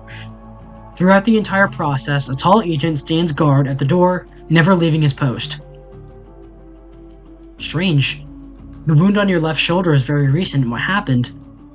I reopened it by accident while moving my body. I treated it myself. It's nothing serious. Excuse me. When the doctor asks about the injuries inflicted by the Naitos, the agent lowers his head and presses a finger to his earpiece as if reporting something. The commander cannot hear what is being said. I must remind you, strenuous activity is absolutely forbidden in your current condition. Your wounds require rest. Also, your blood pressure and certain Okay, let me restart from the beginning. Your wounds require rest. Also, your blood pressure and certain transaminase levels are slightly elevated, likely due to fatigue. The commander nods silently. During the rest of the examination, both the commander and the doctor speak very little. All that can be heard is the quiet hum of medical instruments. There are no other issues. Please make sure to get proper rest. At last, after the long examination concludes, the doctors pack up their equipment and leave it in an orderly manner. The agent at the door conducts a final inspection of the room, checking even beneath the bed and behind the curtains. Satisfied that nothing seems to be out of the ordinary, he closes the door behind him. Phew. The suite finally grows still. The commander exhales, leans back on the sofa, and closes their eyes. Beep. Oh, look, it's you, Clanker. At that moment, a tablet on the desk lights up. Our commander is truly a VIP, staying in the most luxurious presidential suite in all of Frankfurt, with full medical services to boot. Did you notice the doctors? There's even a current professor from the Karolinska Institute here, among them. Thanks to such capable doctors, my injuries were probably noticed. We need to accelerate our preparations. Things are progressing smoothly so far. Not long ago, your dear logistics officer suddenly rendezvoused with 404 and M16. Have them maintain radio silence and await further instructions for now. Ding! Just then, the doorbell rings again, in a most untimely fashion. Who is it? The tablet goes dark the instant the doorbell rings. Danielian's presence and all traces of her intrusion are erased in an instant. The commander walks to the door and activates the intercom. Open the door, Commander. I came all this way just to see you. Through the peephole camera, they can see Javier standing outside alone. The stationed agent is nowhere in sight. The commander opens the door and lets him in.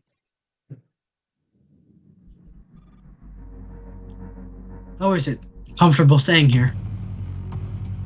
If anything is not to your liking, we've prepared other hotels. No need. This is fine. I heard from the doctors that your injury is taking a while to heal. Take care of yourself, Commander. You are now a hero of all Frankfurt. It's nothing major. Thank you for your concern. I hope you don't take offense at being forcibly brought back to the hotel. It was both at the Earl's request and for your safety. Mr. Javier, you must have something more important to discuss if you came all this way. Javier walks to the sofa and sits down, as if considering how to begin. Regarding your Gold Star medal, the Earl would like to award it to you in a more formal setting, in the company of other recipients. Huh. Commander lets out a cold chuckle and says nothing more. I know it's asking a lot from you, but I believe you're perfectly aware none of your actions will succeed without the Earl's support. Individuals cannot resist the tide of history. For your own sake, and for those around you, I hope you think carefully about what to do. Javier could have conveyed this unpleasant message over a call. The fact that he has come in person is to show sincerity. And yet the commander remains silent, their gaze still fixed on the white zone streets outside the window. I've only had that Glenlivet once before. It was when IOP and Griffin established their partnership under the Earl's arrangement. You understand why the Earl has the bottle placed right here, don't you? Oh yeah, the bottle of wine placed right here. Outside, the streets are immaculate. Artificial clouds drift leisurely across a holographic blue sky. This was the underground White Zone, home to Frankfurt's political and business elites, as well as dignitaries from various nations. Unlike the devastated surface still awaiting reconstruction, this place remains pristine, barely touched by the war. Mr. Javier, I'm very grateful for the 12 hours you bought me. I'm afraid I don't know what you're referring to, Commander, so I can't accept your gratitude. However, the young often have different ideas and beliefs than the older generation, especially in times of change. Using his cane, Javier pushes himself to his feet. I hope we'll get to sit and talk like this again, Commander. About anything. So do I.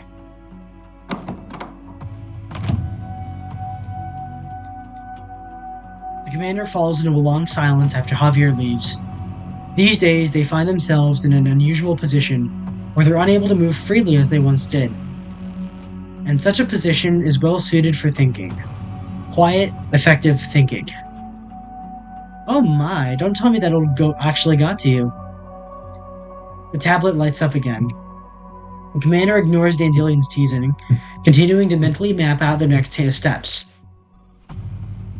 Dandelion, give me an update on the progress of the infiltration. This one is... That one is a ride.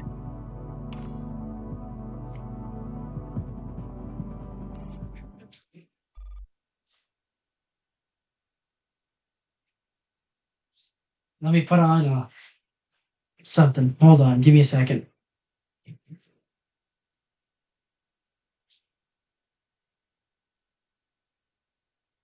Beep beep. The encrypted channel chimes flatly. Commander, incoming comms request from the Earl.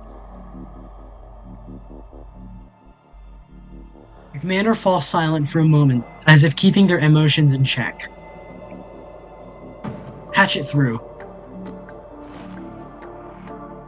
They straighten their uniform. The fatigue on their face is replaced by their usual composure.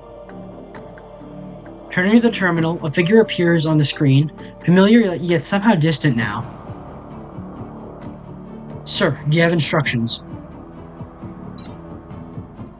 Allow me to congratulate you, Commander.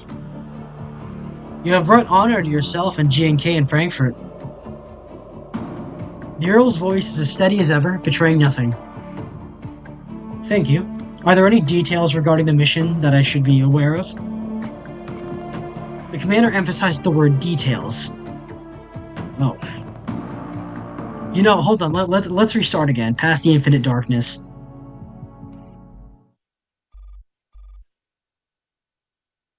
Beep beep. The encrypted channel chimes flatly. Commander, incoming comms request from the Earl. The commander falls silent for a moment, as if keeping their emotions in check. Patch it through.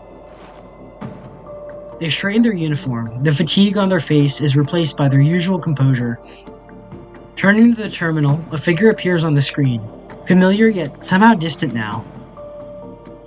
Sir, do you have instructions? Allow me to congratulate you, Commander. You brought honor to yourself and J&K in Frankfurt. The Earl's voice is as steady as ever, betraying nothing. Thank you. Are there any details regarding the mission that I should be aware of? The commander emphasizes the word details. They are perfectly aware that the Earl would never call simply out of courtesy. Your mission is over, Commander. What more is there to know? Once you return to Berlin, perhaps we can share a drink with Kruger. Is that so? But I don't think it's over. The mastermind Carter is dead. How could it not be over? The commander slams their palm onto the console. The screen flickers from the impact. The abrupt motion cuts the Earl off mid-sentence. You know exactly what I mean, Earl. As long as Paradeus and William still live, this is not over. But you have done your part, Commander. The Earl's tone hardens. Leave the rest to me. And what will you do? Absorb Paradeus? Recruit William? Whitewash everything he's done and pretend none of it happened? Watch your words, Commander. The Earl's brow finally furrows. I can tolerate your emotional outbursts for now, but I'd rocked the battlefield long before your military career even began. But you haven't seen one in far too long. You no longer see the sacrifices on the battlefield. The commander's voice rises sharply, thick with the weight of blood and fire. The ones who died because of the Yasuo's boxes, the ones used as test subjects by Paradeus. Did they ever exist in your eyes? Were they nothing but necessary sacrifices to you? William's life is worth more than all of theirs, isn't it? The URNC is about to be formed. Oberstein and Carter will take the blame for everything. This is the greatest consolation we can offer the dead. Would you ignite war in the coming age of peace? Commander? The dead don't argue as eloquently as you do. The commander's voice turns ice cold. The peace you speak of is built on lies and corpses, a collapsing castle in the air. I will not accept that. Neither will the dead of Frankfurt. Enough. For the first time, anger surfaces in the Earl's expression. Commander, you are too young. So young, you think yourself invincible. So young, you forget who gave you the might. So young, you forget who gave you the might. Speak with such self-assurance. I may be young, but I've never forgotten what I'm fighting for. The commander straightens slowly, meeting the Earl's gaze without flinching. I am willing to fight and even give my life without hesitation. But Paradeus and William must face retribution for what they have done. There can be no compromise. Kruger's indulgence has made you forget your place. It's time you were reminded how the world works. The screen goes dark. The call is cut. The commander releases their grip on the deformed sofa armrest and rubs their throbbing temples. Just then, the Elmo's main power cuts out instantly. Emergency lights flicker twice and die. In a heartbeat, absolute darkness and silence engulfed the command room.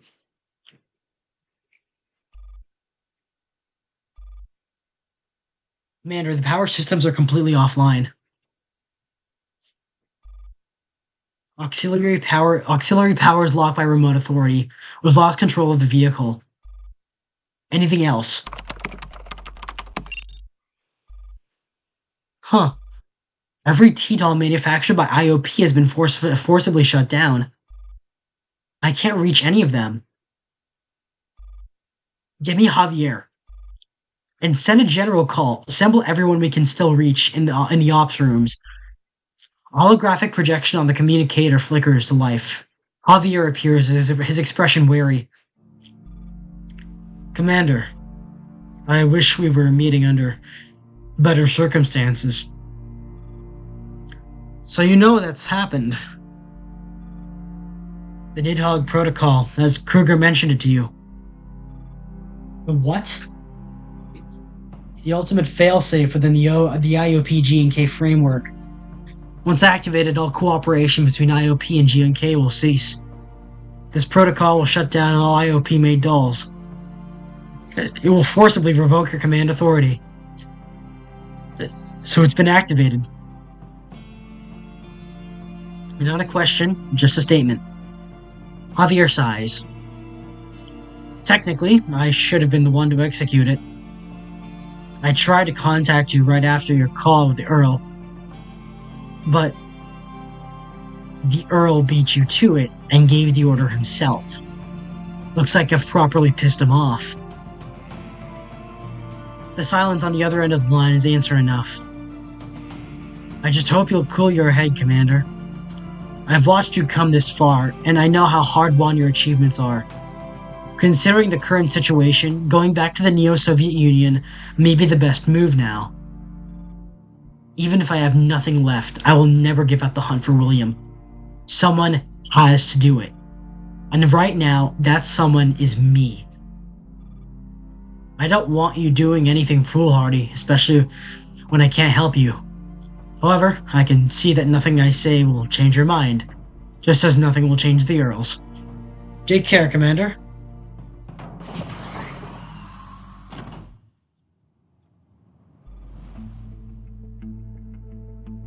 Only a handful of figures remain inside the ops room on board the Elmo, illuminated by the dim light of the systems that have been rebooted by bypassing remote control access. Squad 404, Task Force Defy, Squad Hume, AR Team. Not even 20 dolls. That's all that's left of the Elmo's fighting force. Commander, all the dolls that can be contacted are gathered here. The commander nods, their gaze sweeping over each familiar face calmly. The Earl has locked down all IOP dolls and systems. Javier suggests I return to the Neo-Soviet Union, or talk things over with the Earl, to turn things around. Moonlight spills through the viewport, casting cold shadows across the commander's face. Her eyes burn with the resolve to see things through to the end. We have lost all support. We stand against the entire world, against the outcome that's already been decided. But I'm not going back. I will find William and eradicate Paradeus. The commander draws the Makarov that Nell had returned, chambers around with a sharp click, and holsters it. No matter the cost, no matter the future, I'm doing this for those they've butchered. Even if it's a one-way trip to hell, I won't turn back. Silence.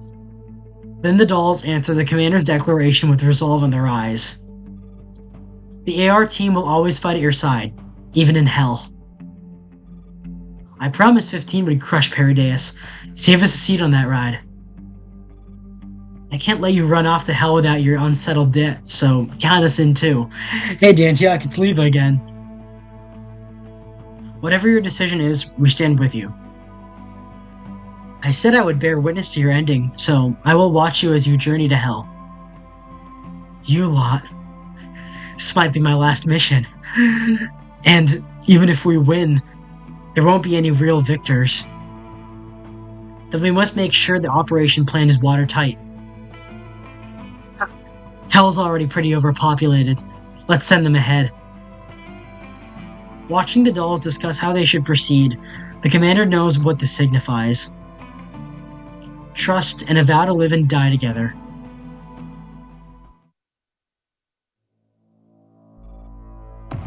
Near the Stasi headquarters. Commander, Styx's signal disappeared in the white zone. This is the Stasi headquarters. I suspect she's gone underground. Commander, the underground is part of the white zone. The Stasi's intelligence servers are located below the surface. AK-12 has been there before.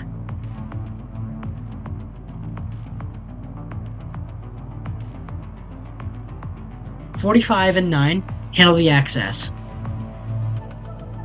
No problem, but I'll need to manually maintain the breach as the system requires real-time authentication. We'll have to stay topside where the signal is stable while you infiltrate the building. Under UMP-45's interference, the Stasi security collapses momentarily when the doors open. With a nod, the commander leads the team into the elevator.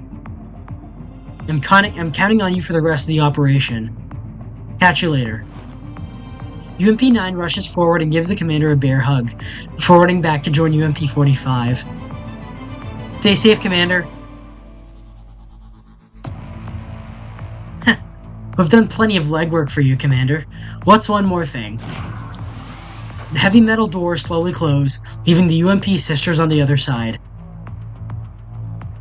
Now then, shall we get to work?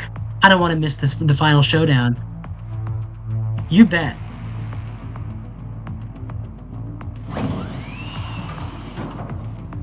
White Zone. Stasi Data Center sector. Commander. What is it? This is the Beasting Systems data center. The commander stares blankly at the countless servers around them, unable to grasp it at first. Beasting? This is the server hub for the Beasting system. That certainly explains a lot of things. In an instant, countless clues come together inside the commander's head, forming into a cold, harsh truth. So that's it. The Stasi has been working with Paradeus all along. No wonder their intel on Paradeus was so accurate. Which means Styx... Oh, looking for me, Commander? Metal spikes erupt from behind a column and come hurtling towards the commander's group. Huh. Star 15 raises her weapon and shoots down all the incoming projectiles.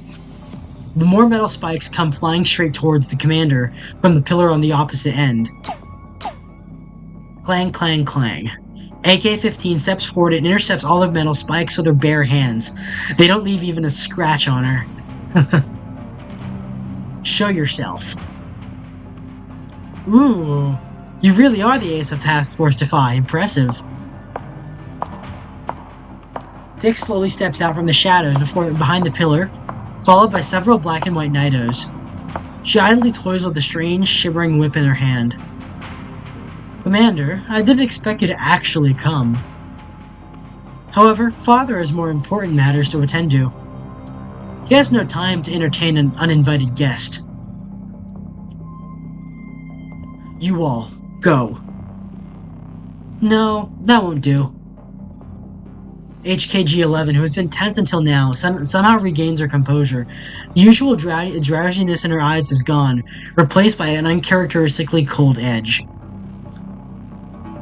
Hey, well, if she's guarding this place, then there must be someone even stronger further below. At least, that one called Morido. She's definitely stronger than her. You're the strongest among us. It's way too early for you to clock out. I'll stay behind. HKG-11. When that idiot 416 gets back, I'm gonna give her an earful. But before then, I need to do something that'll make even her impressed. Besides, the first villain to show up is usually the weakest one, right? Grat, you think you can stop me? The eerie whip slices through the air with a sharp crack, lashing straight towards HKG-11. But what counters it is a violent barrage from Star 15. Huh, fine. I'll stay too. You're ruining my badass moment. Leave this to us, Commander. Right, I'm counting on you. Star 15 steps forward, standing shoulder to shoulder with HKG-11. Whatever. Let's make this quick, okay? The sooner we're done, the sooner I can catch a break. that generic pump action sound. Star 15 swaps magazines with cursor proficiency. Click. Of course.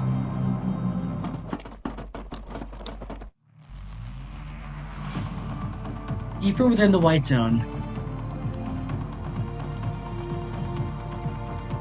Please don't worry, Commander. HKG-11 and Star 15 are both Griffin elites. Mere Nitos won't be enough to overwhelm them. The Commander nods. The planet already accounted for Paradeus interference, but the early appearance of someone like Styx means the enemies ahead will be even more formidable. In addition, we just intercepted a piece of key intel about the final step of Project Valkyrie. The final step. A surgery. The final surgery. Everything they need is now in place. Commander, UMP-45 and UMP-9's operation has encountered resistance. They may need more time. Understood. Patch their comms directly into my channel.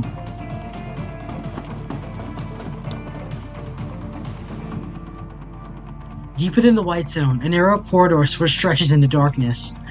There are no forks, only a sealed metal door at the far end. Commander, that's... Before she can finish, darkness suddenly falls. Electronic warfare. All units, defensive measures, now. Finally, a guest.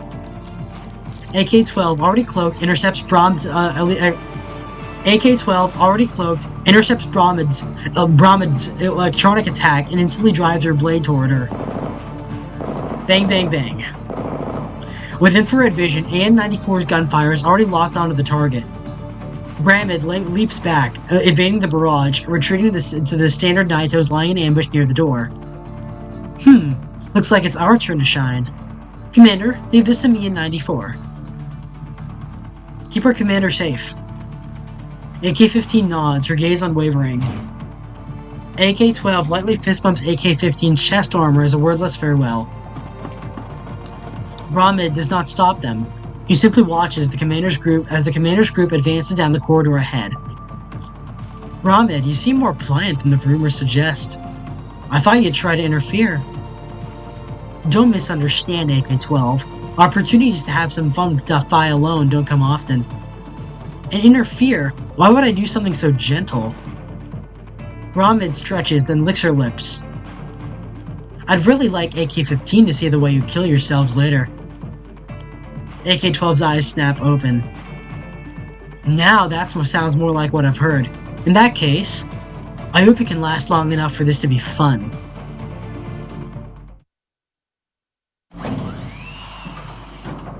Beyond the shattered doors, the battlefield expands into a massive laboratory. Commander, according to intel, the final surgery of Project Valkyrie is taking place here. But it seems Styx and Brahmid aren't the only ones present. A familiar figure descends from above. We meet again, Commander. As she makes her entrance, a wave of black and white Nitos come pouring in from every corridor. Despair tightens around the throat of the small and hopelessly outnumbered squad. Isn't your party a bit small?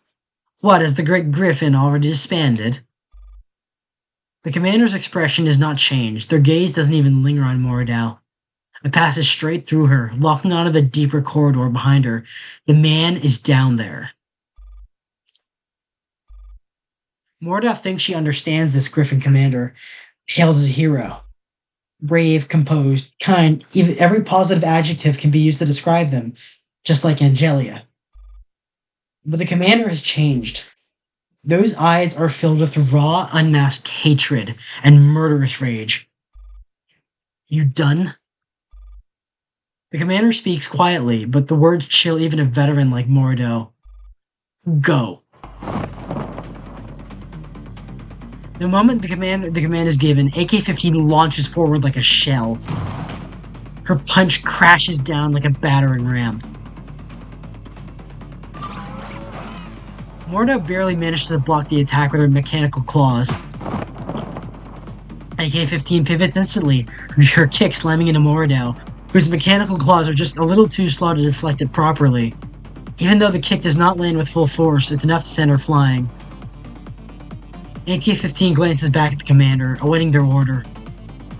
Kill her. Understood. Just as AK-15 locks on her target. Whoosh. A flash of white moves faster than sound, lunging from the shadows towards the commander like a phantom, only to be driven back by a roaring shotgun blast.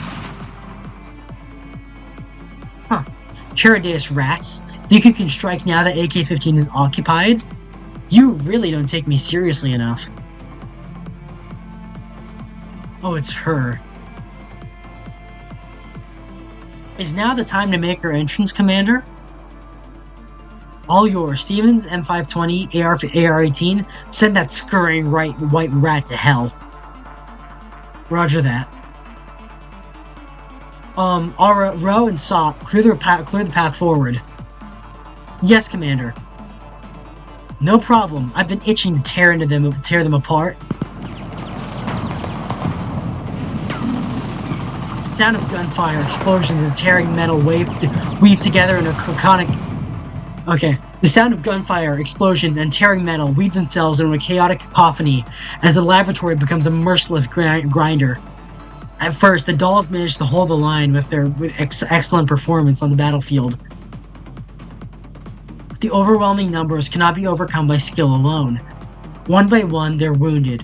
One by one, they fall. Each pushes their frame and neural cloud to the limit. Yet there's seemingly no end to the waves of incoming enemies. A black Naito slips through and strikes at the commander's flanks. A hand appears and catches the blade barehanded, sending sparks flying. Krah! I love you, Sapo. With a twist of her wrist, Sop 2 rips the Naito's arm clean off. She kicks it away before riddling it with bullets. Don't you dare come near the commander, you trash. Squelch. Another white Naito's blade pierces through her shoulder from behind. Go to hell. You bastard, you bastard, you bastard, you bastard. Huh? Sop 2 whirls around and headbutts her attacker right in the face. Then she bites into her throat and with a blood-curdling crunch tears it apart. More Naitos swarm her, blades plunging into her frame. Go to hell. Die. But she does not stop. She doesn't even slow. She grabs their weapons and snaps them with a furious howl, then pummels the Naitos with the blunt weapons. Even as her body becomes a pincushion, she does not fall back. Not a single step. Louder. Louder! Sop 2! RO-635 fends off the enemies close to her and tries to reach Sop 2. But Sop 2 is pierced through the chest and collapses limply to the floor. Mordo appears behind her, retracting her mechanical claw. Huh, what a squealer. I'm not letting anyone through to disturb Father. A gust of force strikes them from the side. Mordo dodges out of reflex, just in time to avoid the mangled white Naito thrown towards her. AK-15 follows with a kick, destroying Merido's mechanical claw before she can steady herself. Going somewhere? AK-15 glances at Sop 2, who is struggling to stand. After a moment of silent deliberation, she decides against pursuing Merido further. Instead, she plants herself in front of Sop 2, holding the line against the swarm. I'm coughing in real life. I can handle it. With AK-15 repelling most of the Naitos, a brief opening appears towards the operating theater. Commander, the path is clear. Good. Standing at the entrance of the passage, the commander turns around to look back. The lab is now a hellish sight. SOP-2 is trying to stand with broken legs. AK-15 is fighting both Moradao and countless Naitos alone. RO-635 takes damage while covering the commander's approach to the passage entrance. AR-18 and Stevens M520 are still battling hard at the other end of the lab. All this was started because of him. Ro, stay behind and help the others. Commander, we don't know what's ahead. It's okay. You've done enough. I'll finish this. The commander looks at Ro. This usually sentimental doll seems to be struggling to find the words to express her feelings. We'll wait for you. Right. Hopefully we'll get to go home together. A promise that will never come true. The commander unlocks the safety on their handgun. They advance towards the operating theater without looking back. Behind them, RO-635 stands stalwartly at the choke point, blocking the entrance of their petite frame. In the face of another wave of Naito, she readies all the weapons and explosives she is carrying. Now, count up your sins!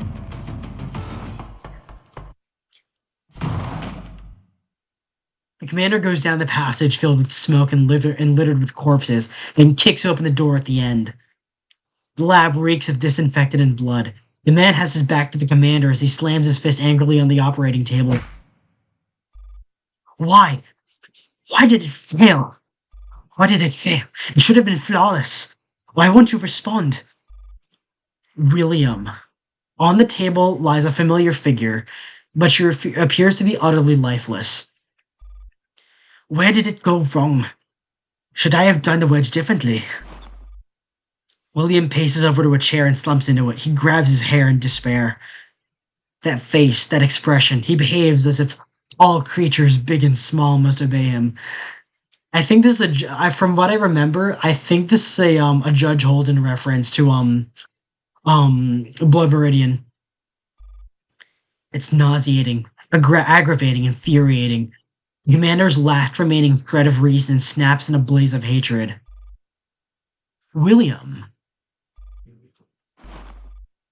looks up. You are. Bang, bang, bang.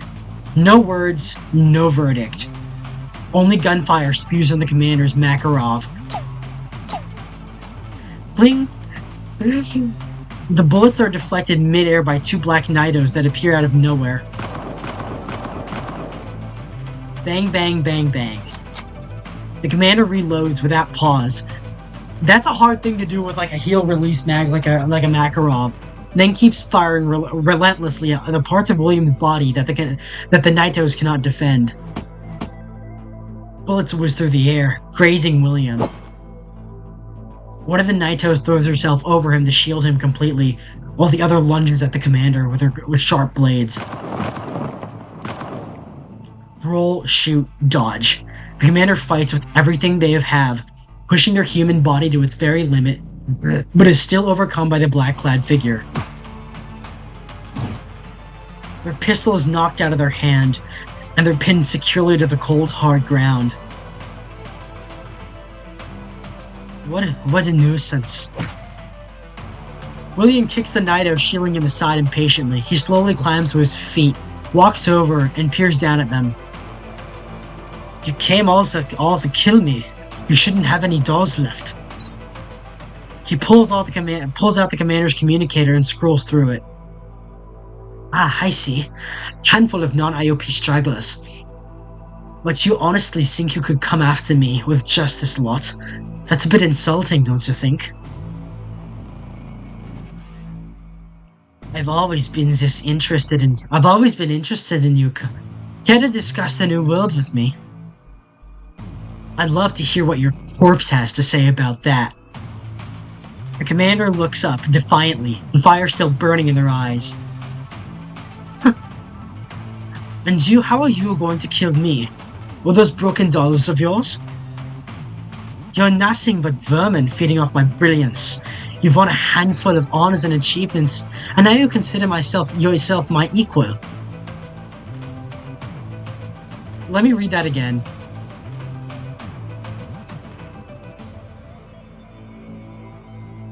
You've You're nothing but vermin feeding off my brilliance. You've won a handful of honors and achievements, and now you consider yourself my equal. William walks towards the doorway with open disdain. Moments later, a white Naito, her body devastated yet still capable of movement, steps in and hands him something. William takes it casually, weighs it in his hand twice, then tosses it at the commander's feet. It's a battered, blood-stained loudspeaker, taken from RO635 from not long ago.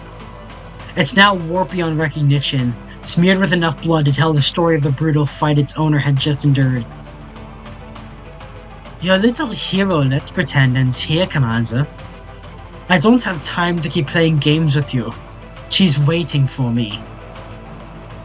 The commander breaks free from the Black Knight's restraint, picks up the damaged loudspeaker, and carefully wipes away the grime with their sleeve. They clip it behind them, then retrieve the communicator William had thrown aside. Nearly all dolls are offline. Row, SOP 2. Beep. A final, faint signal crackles through the comms. This is 9, Commander. Mission accomplished. But in order to cover me, 45 just... UMP-9's voice is broken and uneven. She's clearly in bad shape. I'm on the rooftop now, Commander. The enemy will reach me soon. Looks like we missed the final showdown after all. No, 9. We've been fighting together all along. That's exactly what 45 said.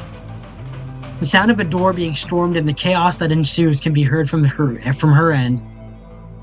Alright, this is it, Commander. I'll leave the rest to you. Sure, leave it to me. The connection cuts out and the final signal vanishes. The world falls completely silent. William walks back over, patting the commander's shoulder like an old friend. What's wrong? Have you given up, Commander of Griffin? What happened to your plan, your hope? Weren't you going to hear what my corpse has to say? Hey. You're standing too close. Without warning, the commander's fist slams into William's face. Blood bursts from his features. The Naitos in the room instantly subdue the commander again, but a silver ring slips from their hand. What? Blinding white light devours everything.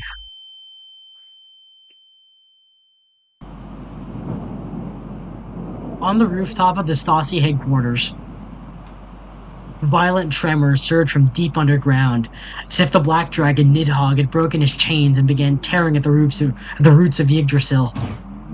UMP-9 lies collapsed on the ground, her frame damaged beyond repair. The enemies around her falter in panic at the apocalyptic scene. She tilts her head back, gazing up at the dim sky, quiet, relieved smile on her face. It was such a chore, planting all those explosives, but at least the plan worked. Commander, 45. We'll be seeing each other again soon, right?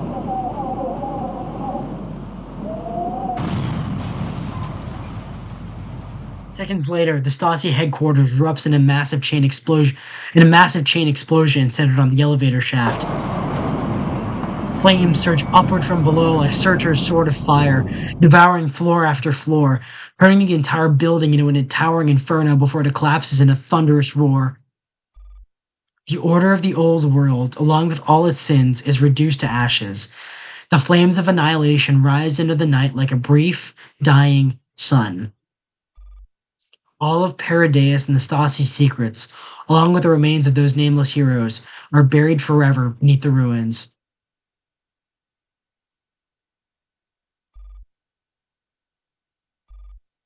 A comet strikes the moon.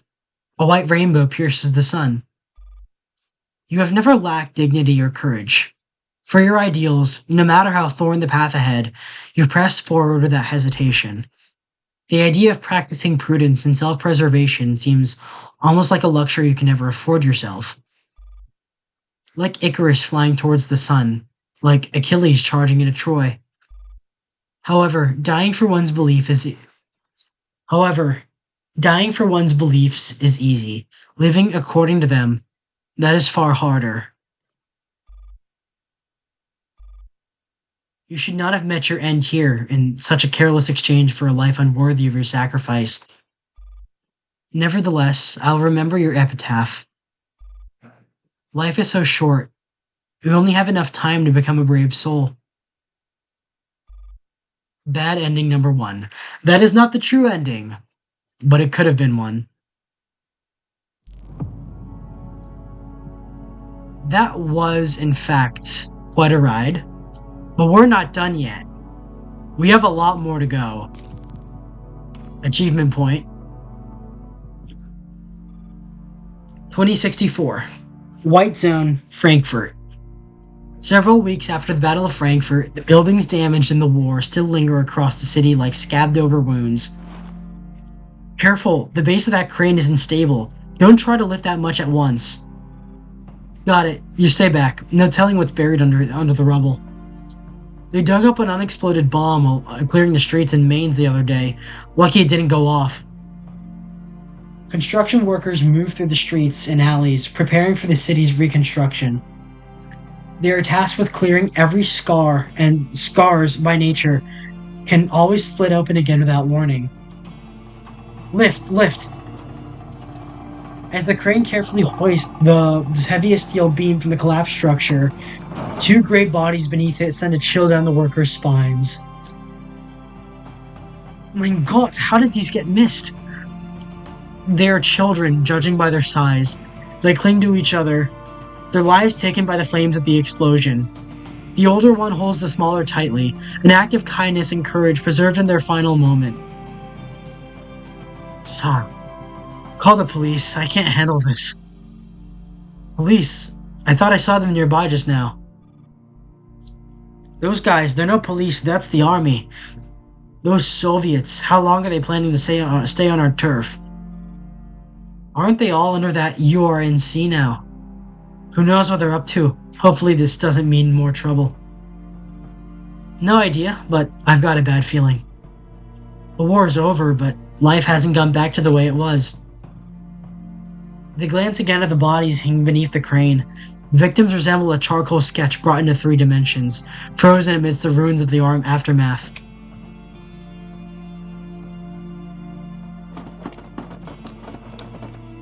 In a narrow alley beside the ruins, armed URNC soldiers have already arrived at the entrance. To practice efficiency, they split into squads under their leaders' signals and surround the building.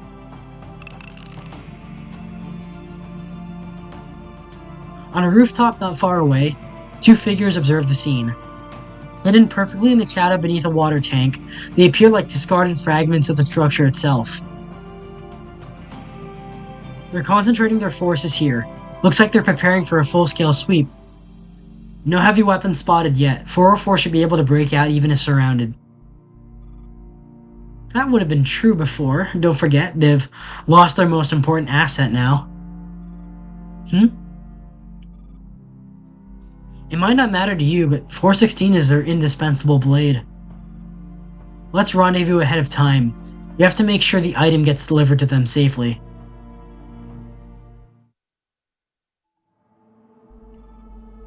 Meanwhile, in the basement of a building, Kalina and the others remain unaware of the situation outside. Hey, there's wifey. Long time no see, Kellen. Kept you waiting, huh? I'm gonna sit on this for a second. I like it. I like this a lot. This is my favorite frame. Kept you waiting, huh? I had to kiss the screen there for a second, I'm sorry. M16. Seeing the figure emerge from the hidden door, Kalina finds herself at a loss for words, despite all the questions tumbling in her head. Don't just stand there. Come in and have a seat. Make yourself at home. How about a drink? Stop joking. Where the hell have you been? Do you have any idea everyone out there is looking for me? Yeah, I know. They're trying a lot harder to catch me than they are you. You... Kalina bites her lip. I'm glad you're okay. Alright, since everyone's here, I'll explain. Colin, you've already heard about the commander defying the protocol and launching the final assault, right? Yes, Tokarev told me. Speaking of which, Tokarev and the others... It's okay, Kalina. Someone will recover their neural clouds. I don't know who exactly, but the commander would never abandon a single Griffin doll. We're short on manpower, and they're valuable assets. Cold as it sounds, I'd really like to have them repaired and back in action soon. If only we could fix 416 too. My workload's gotten so much worse without her. 416's been working hard enough already. Let her rest for once. Anyway, since you know about the Nidhogg protocol and the commander's final decision, I'll continue. Unfortunately, in that operation, we failed to kill William. The reason's unclear, but one thing is certain. The commander has no intention of giving up. And after the operation, they realized that the elite Naitos we destroyed weren't all of William's remaining forces. William, or rather Paradeus, still has numerous hidden labs and factories in Frankfurt. Based on our intel, they all belong to Oberstein, and they're gradually coming back online. What? We were shocked too, mostly that the commander found out before we did, but it's true. Looks like someone important is backing William. In other words, the problem isn't that brat anymore. Paradeus' secret supporter, that's our real enemy. Exactly. He's the one helping William reactivate those facilities. You mean... Griffin Lions. The Earl. Why would he side with Paradeus? Because he's a filthy liar, a madman, and a politician. He wants all of Paradeus' technology and research. And what the commander and we need to do now is make sure he never gets it. I feel like I've missed too much, but if the commander has chosen to fight, then I'll help them. I finally found him again. I'm not letting them go off alone without knowing anything. Oh, let me read that again. The commander has chosen to fight, and then I'll help him. I finally found him again. I'm not letting him go off it alone again without knowing anything. I'll stay by their side. I'll fight with them. I'll fight with him. What a touching confession. If I were the commander, I'd have fallen for you already. Fall for... No, that's not... Relax, I'm just joking. Surely you don't think anyone hasn't noticed, do you? That's not it. I was just startled. Anyway, where's the commander now? Are they safe? Sorry.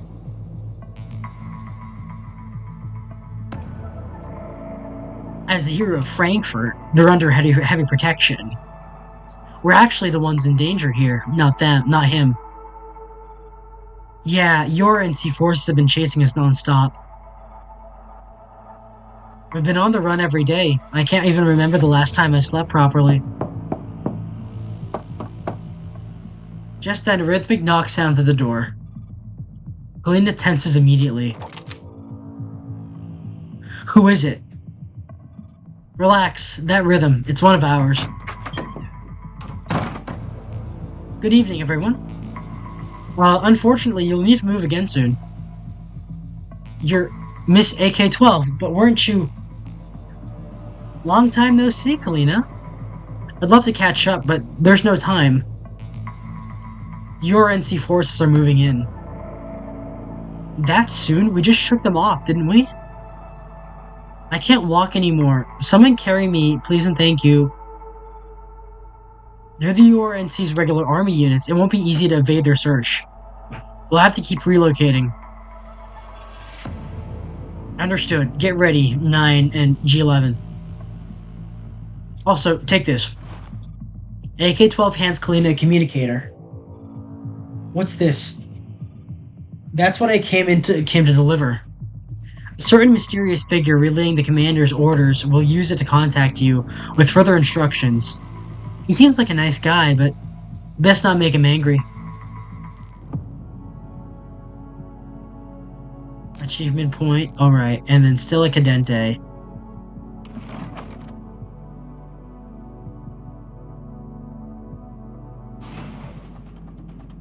Okay, yeah, right. This is the so I might as well play through this as like a demonstration of like the special event.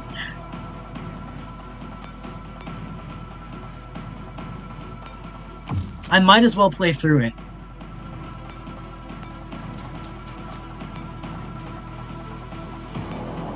And to show off what Team Defy can do.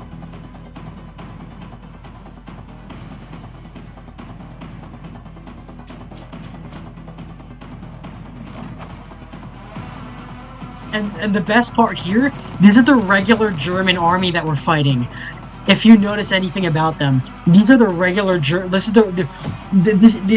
aren't neo-Soviets, nor are they like they're technically under the URNC, but this is the Bundeswehr we're fighting. These aren't T-dolls. Like I think they are T-dolls. A lot of them are. A lot of them are like male T-dolls in uniforms, but this is still the regular this is still the regular the regular Bundeswehr.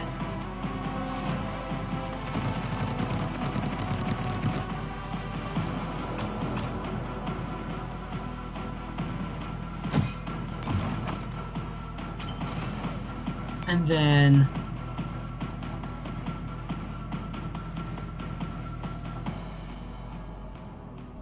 actually hold on. We'll stay there for now. We'll be captured next turn. All right.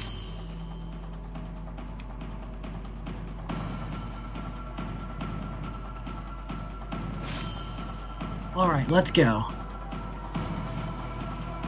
Switch, and then Kalina will move forward.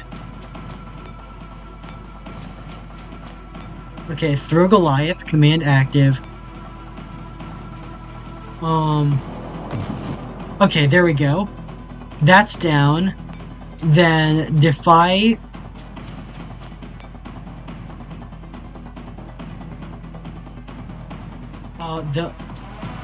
They'll switch. And then, hold on, Kalina moved back for a second to get out of their view. Okay.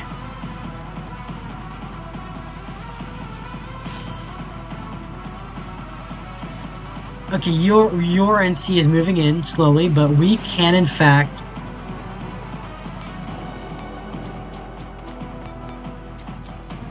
okay, let's get Kalina over here.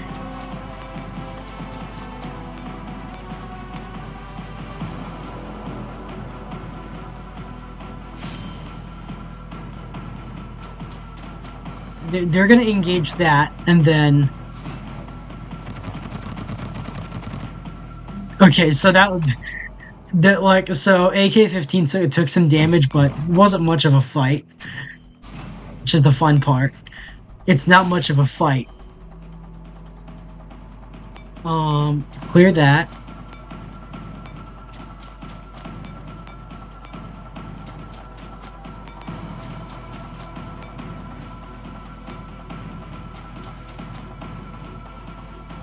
And then we're gonna capture the we're gonna capture the radar site. You can see that those are I think Benelli M2s and HK-417s they're shooting us with.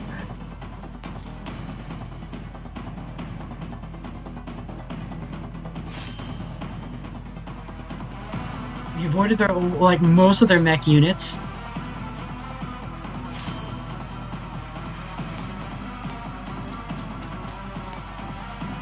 Evac point, retreat, and then they are out of there. she is out of there, really.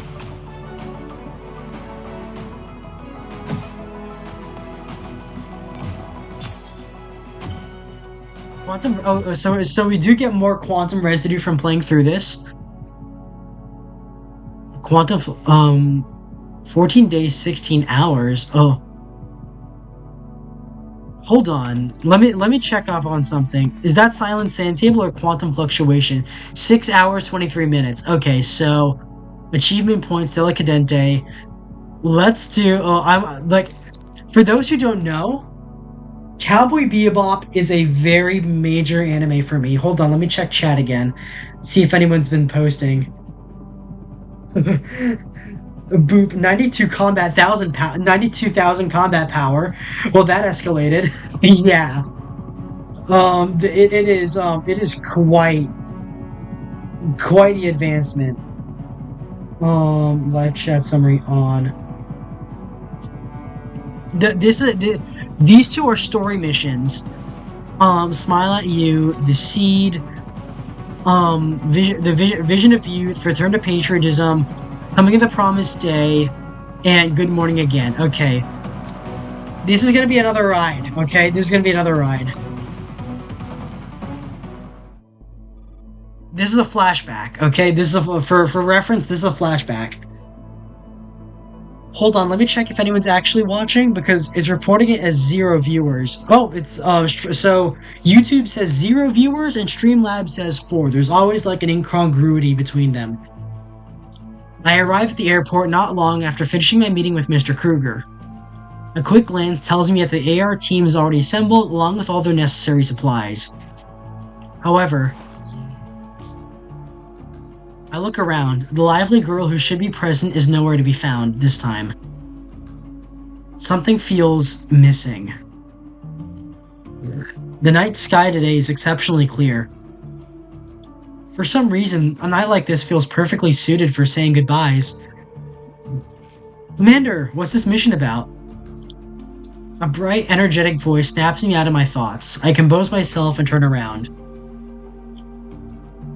It's a kind I've never taken on before. Huh? Could it be? I lay the picture of the objective on the holding area table. Why is it a girl? What is this? Are we supposed to investigate her or protect her? Neither. Our mission is to proceed to Bonsdorf in Berlin, find our target, and bring her to a designated location. We're going to kidnap a girl, then. We certainly haven't done anything like that before. Someone will come to pick us up once we acquire the mission objective. Isn't that what they say for every mission? We always end up having to make do on our own anyway. This is our mission, so what is she doing here? You have your mission, and I have answers of my own that I wish to find. This mission is closely linked to Paradeus. Dandelion may find up being very helpful.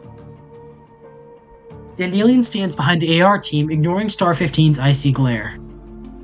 I smile weakly, and the communicator just happens to ring at that moment. 1 second. Understood. I head to one side and look at my communicator. It's the latest report on Kalina's status from the hospital, where she's warded. The moment I see the sender, my heart skips a beat. Then anxiety surges up uncontrollably like flames licking at my chest, until my eyes lock onto the conclusion at the end of the report. Suspected mild bacterial pneumonia. Currently receiving intravenous treatment. Further observation required. Rest as advised. Bacterial pneumonia? At current medical standards, that should mean a few days of IV treatment should clear it up, and it's mild. So Cullen's fine. Thank goodness. Thank goodness. I clutch the communicator, a wave of relief washing over me. Tap, tap, tap. Just as I'm feeling optimistic about Kalina's condition, I suddenly hear hurried footsteps approaching from afar. Commander! Why didn't you tell me you were going on a mission? Why is she coming in if she's still sick? There's jet sounds when we're flying in a propeller plane. I really underestimated Kalina's work ethic and her determination. After confirming there was nothing seriously wrong with her, she discharged herself that very day. Then, after returning to base and learning it headed for Berlin, she rushed over immediately.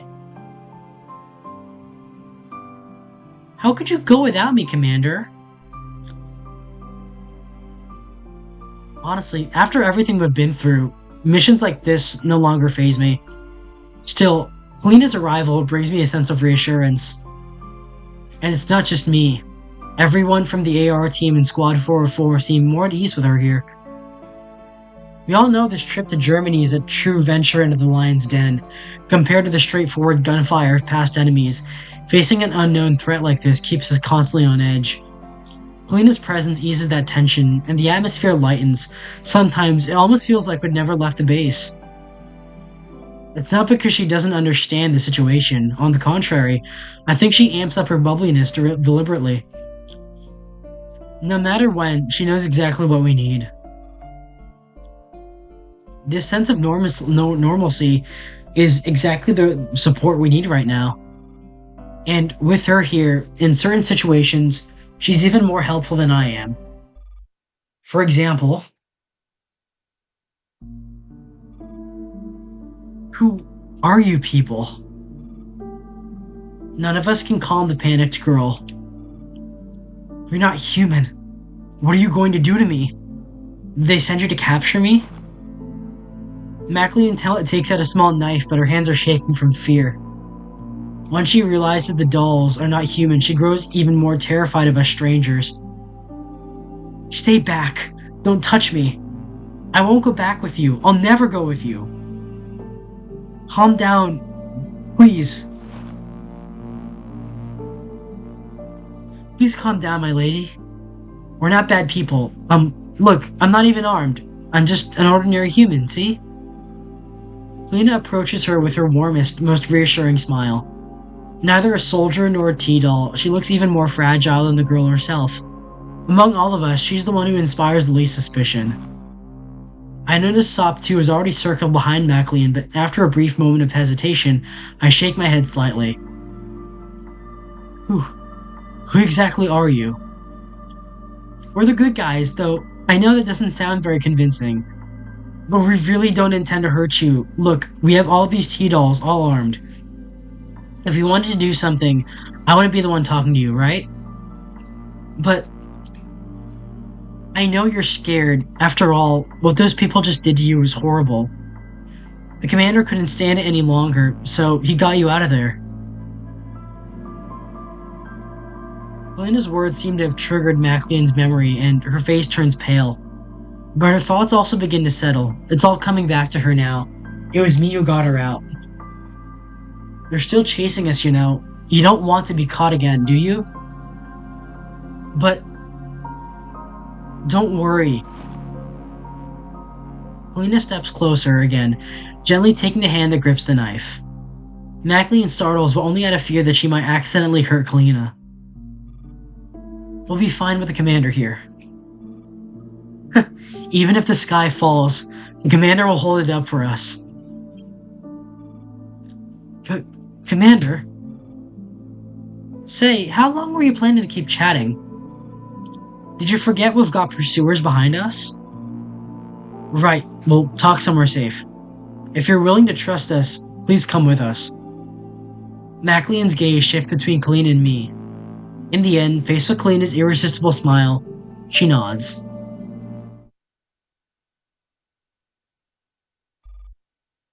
Temporary Command Post, Berlin. Your name is Maclean, is that correct? Yes. What about you? Who are you? You can call me Robin. And in my mind, Robin is like, I guess the canon commander, like male commander's nickname. It's Gentian and Robin. Although I forget Robin was a name used by the commander. Robin. I see. In any case, you did save me. The commander looks up from the information on the tablet and carefully studies Maclean's appearance. He's still a little groggy and confused from the forced sedation. She looks practically identical to the picture of Mordau, but her temperament couldn't be any more different. Is Mordau just that good at disguising herself, or is she really somebody else? Forgive me for being blunt, but are you a member of Paradeus? I was never part of Paradeus. I'm just an ordinary person. From what I know, there's a girl from Paradeus who looks just like you. You've heard her name before, Mordau. What is your relationship with her? I remember your reaction. You seem quite repulsed. What is your relationship with her? Or are you her, perhaps? I have only one name, Maclean. That is the only thing people call me. If I must speak of her, it's a name I never want to hear again. So you're not her. I swear on my life. So you refuse to disclose the nature of your relationship with her. Maybe I'll never know your real name, but I have no reason to lie to you, Robin. I don't care about her secrets. I don't want to know them. I want nothing to do with her for the rest of my life. Then why were you in Bonsdorf? You know that already. I've told you right off the bat. I was there to treat Elid patients. Why? There's no why to it. Since I have the ability to do so, I ought to use it to treat refugees in need. Stoff Manor hasn't been around for that long. Where were you before you came here? Treating patients somewhere else. You could say that. How exactly do you do it? To my knowledge, there is no existing medical cure for Elid. And yet, you are somehow capable of it. I saw it with my own eyes.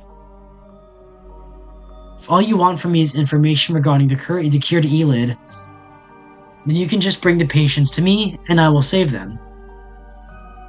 I'm sorry, but you seem to have misunderstood. I don't actually have any friends or family who require Elid treatment. In fact, every Elid patient you cure is someone I wish you could save. I don't understand. Then why have you brought me here? Many have tried to abduct me because of my ability to treat Elid. Either their loved one is ill, or they wish to profit from my ability. If the former doesn't apply to do, then it must be the latter. I'm not interested in money. We haven't known each other for long, but I believe you. If you truly don't or have any ill intentions, then please let me go. There are still many patients waiting for me. I genuinely wish to help Elid patients. Not just the residents of Bonsdorf, but also others all over the world. I have deep respect for your aspiration, but... There is a creak as Paklena pushes the door open. Commander, I've organized the intel about Bonsdorf. Oh, hello again. Hello. Maclean visibly relaxes at the sight of the friendly young woman. But Bonsdorf isn't a place worthy of them. The commander takes the file that Kalina has brought in with her. As you said yourself, people tend to approach you for two reasons. Let me tell you, the residents of Bonsdorf are both desperate and opportunistic. If you don't believe me, here's all the proof you'd want. I compiled the dossier myself. You'll find all the intel sources listed there. There's no doubt about it. Miss Maclean, I'm afraid they've deceived you. Maclean reads the file slowly. Sorrow flickers across her face for a brief moment, but then it's gone. Ow. How do you know about Moradau? You fought off Paradeus forces while bringing me here. Who exactly are you? I can't divulge our identities for now. But one thing is certain. We are enemies of Paradeus. You want to know why we've brought you here? Here's why. We do not wish to exploit your ability or to profit from it. The only reason we sought you out is because you are the spitting image of Moradau, and we are certain Moradau is part of a much larger conspiracy concerning Paradeus. We're here to destroy Paradeus. Nothing more. And I personally believe you, Miss MacLean. I've seen this Moradau's photo, and even if you look exactly like Moradau, I don't think you're a bad person. So, there must be more to it. We won't force you, but if you're willing to tell us anything, maybe we can stop Paradeus and their evil plots. We can help more people, just like you want to. MacLean closes her eyes and ponders what she's been told. After a brief silence, she opens them again. They are now brimming with resolve. I understand. I don't know how much I can help, but I'll do my best, Miss Callan and Robin. Thank you for believing me. I believe you too. MacLean's past is even more tragic than we imagined. After witnessing our battle with Paradeus, and with persuasion from Colleen and myself, she finally agreed to cooperate. But her memories are chaotic and fragmented, even she herself can't make sense of them. So, for efficiency, we have Dandelion attempt to access them directly. MacLean seems unusually distressed when she first sets eyes on Dandelion, but she calms down under Kalina's reassurance. After all, the body that Dandelion currently inhabits once belonged to a Naito. That oversight is on me. If MacLean didn't witness our battle of Paradise earlier, that would have been tricky to explain. In any case, we end up uncovering something far more serious through Dandelion's memory search. Paradeus is plotting something even bigger in Berlin. After reporting this to the Earl, I receive an invitation that interrupts the investigation.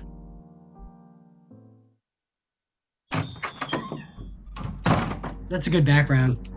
Athena's Owl, downtown Berlin. Pleased to finally meet you, Captain Soy. I am the AR team's current commander, also in charge of Area SO9 under Griffin's jurisdiction. Pleased to meet you, Commander. I am Anna Victorovina Soy, but you can just stick to calling me Ange. Seriously? Do we have to do this? Introductions are totally in order, don't you think, Ms. Ange? After all, this is the first time you're actually meeting face to face. I didn't expect you to tag along, but it's for the best. You can't have too many dependable people by your side. That said, Ange's face darkens as her gaze lands on the other person at the table. Out of respect for you, I didn't shoot straight away. So tell me, what exactly are you playing at? Please calm down, Miss Ange. Miss MacLean is a totally different person from Moradau. Ignoring both Kalina's reassurance and MacLean's apparent guilelessness, Ange simply continues to scowl at the commander. You honestly buy that load of bullshit? Hey, take it easy. Let me explain. Alright, go on then. I let out a sigh and proceed to make my case bleakly. First of all, the way I see it, whether she is Moradau or MacLean is beside the point. Regardless of who she is, we obtain intel from her. Even if the intel cannot be verified, there's no telling if we're walking into a trap. We must take the risk. It's better than running around like headless chickens. Second, to answer your earlier question, I can only tell you that I also believe her. You don't fly off the handle just yet. I know a lot happened between you and that Naito in Bremen. That's why I've brought her here for you to see for yourself. No matter who she is, I am sure you have many questions for her, don't you? Let's say Miss MacLean really is one of the bad guys. Right now, Task Force Defy, the AR team, and Squad 404 are all outside the bar. If she means the three of us humans harm, we are utterly at her mercy, isn't that right? That's what pisses me off so much. Why would 12 agree to letting you bring her in here? In the end, Kalina and I managed to convince Anne to concede. She cocks her head to one side and gazes at MacLean. MacLean cowers a little under Ange's piercing stare, and Kalina gives her hand an encouraging squeeze. Fine. Let's have a chat then.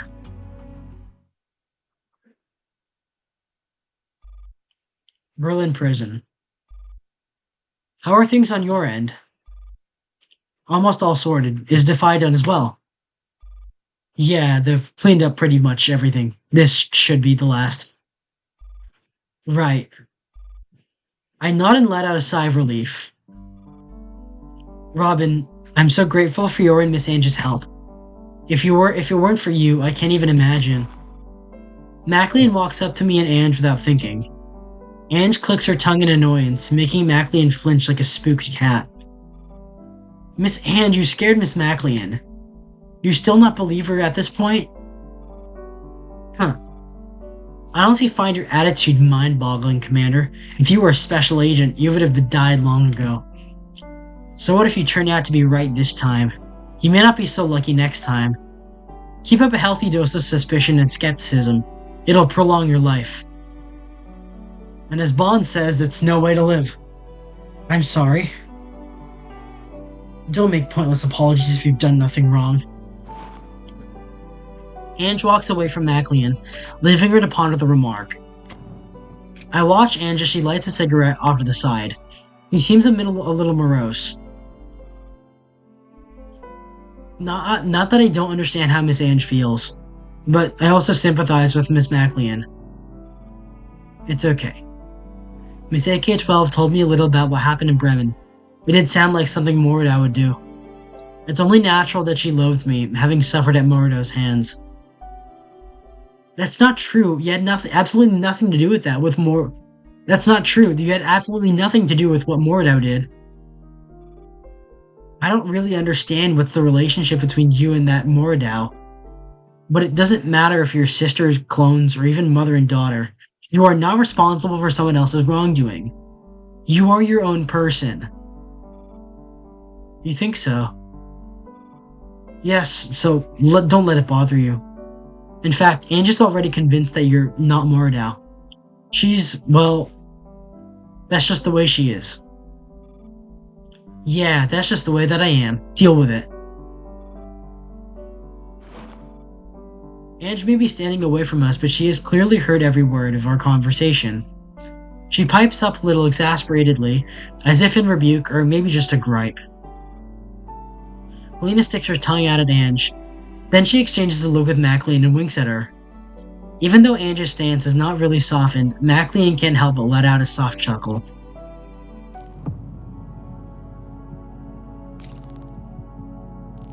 This one was,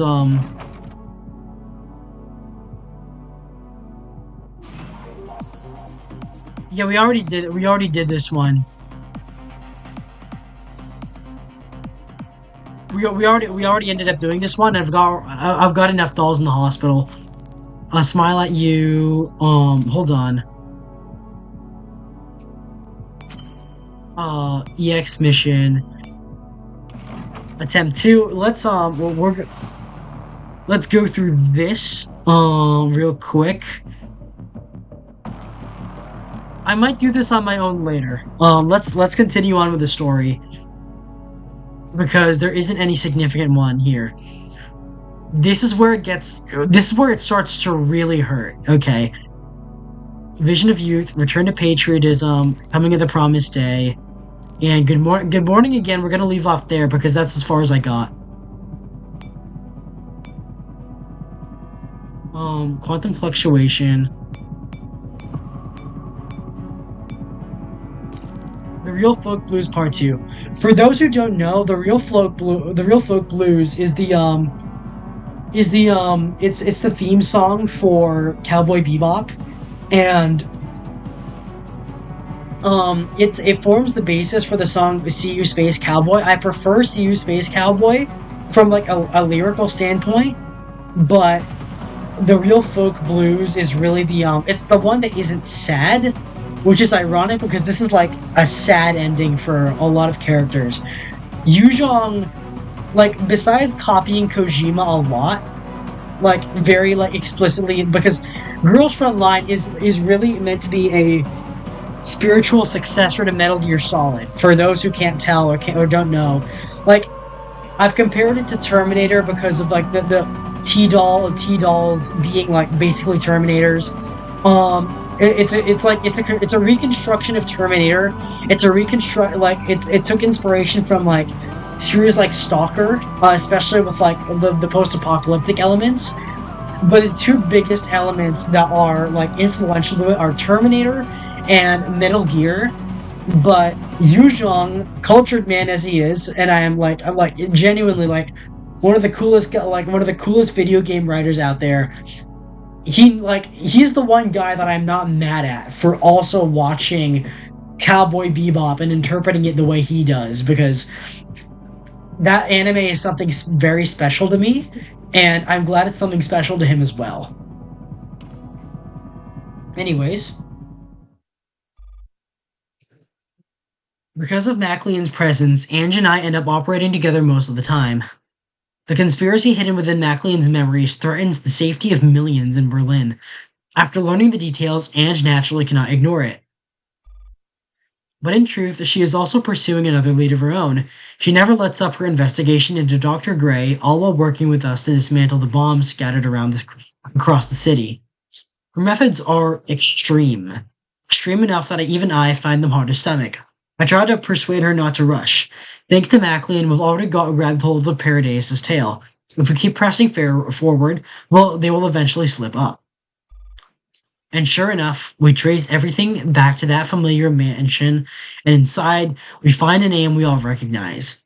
Just as Dandelion is sighing in exasperation, that Dr. Gray, or rather that Paradise Naito, arrives and has the mansion surrounded with a large force.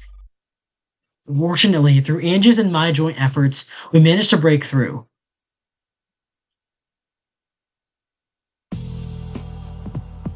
Outside a hotel in downtown Berlin, the Unity Day celebration. Whew.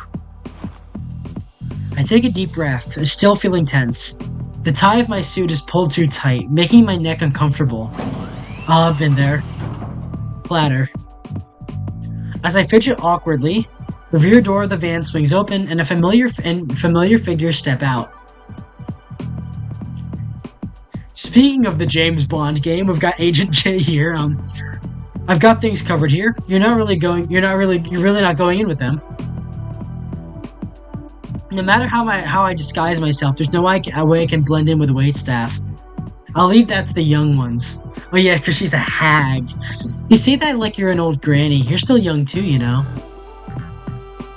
Want to die? Now, please stop arguing. Where's Colin? I watch the bickering group, but my infiltration partner is nowhere to be seen. Here we go. Alright, don't be shy. Come on out and let the commander see. Wait, don't pull me. I'll come out myself. Amid laughter and the rustle of fabric, MacLean jumps out of the van first. And behind her, she tugs along a hesitant figure. See? The commander's waiting for you. Would you look at that? Would you look at that, gentlemen? He literally said she's young. Look at women coffee. Well, I wonder how you take this one, Clanker, because this is an eyeful. Speaking of 007 First Light, look what we have here. What?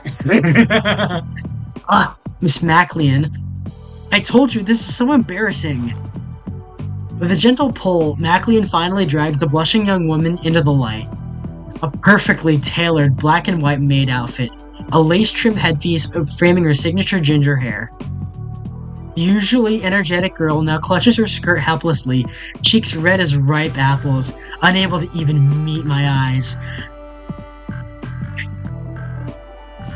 For a moment, my mind goes completely blank. I've never pictured what Kalina, who's always bustling around me, would look like in a maid outfit. Commander, don't laugh and stop staring at me like that. Hey, I'm not laughing. It's just, you look great. The words come out awkwardly, and my face feels warm. It really suits you. Huh? Finally snapping out her shock, Kalina straightens up and smooths out her skirt with feigned composure. We're here for a mission, not a costume party. If you're ready, let's move. Angie's ill-timed interruption ruins the moment. She rolls her eyes at us, then tosses the device to light. Sorry, I'm on chapter 2. How did we get to this situation? I'm somewhat of a maid appreciator, yes, but a properly tailored one, not that boob window halfway hooter stuff.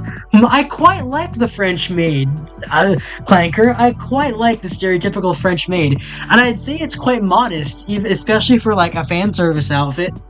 It's especially modest, especially since this is supposed to be like a white tie tailcoat event. That what though? You remember what to do? Of course. Approach and investigate Rudolf von Oberstein. Pay special attention to his connection with Paradeus. That mansion is under his name and his ancestral home. He's definitely involved. Personally, I'd prefer to slow you down and cool off for a bit. After your little stunt at the mansion, Stasi's support has basically been cut off. So for context, that mission that I just tried to do but decided to skip, I did that earlier. That was the mission where we investigated Paradeus with Angie's help and Task Force Defy. I skipped it because it would have taken too long, but there are rewards for me to collect. But the mission was to kill Gray and to investigate the mansion. Speaking of outfits and fashion-wise, because, like, I will say, besides my, like, whole, like, supernatural, mythological Cupid motifs that I like, a lot of what I want to be in a future design is inspired by Girls Frontline. And this is, like, Agent J, who I featured as a stand-in for Bond in the, little meme that I did for 007 First Light / Girls Frontline. But his suit here is like an example of what not to do for like it's against all of my tastes, but it still looks good. Like, notice it's extremely minimalist.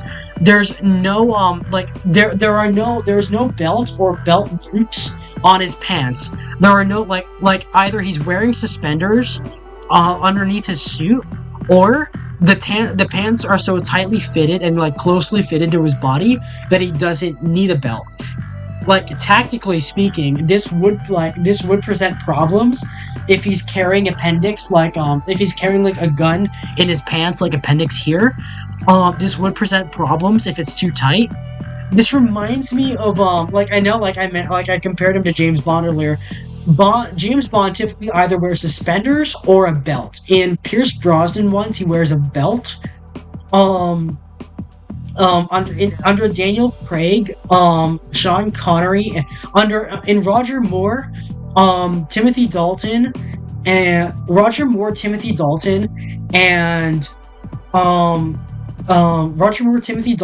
Pierce Brosnan, to my recollection, wore belts. I think Moore also wore suspenders from time to time. Connery, Daniel Craig, and sometimes Moore wore suspenders. I'm told it slims the male figure down, which is why they belts. Because for example, for reference, I do wear belts a lot. I wear belts frequently.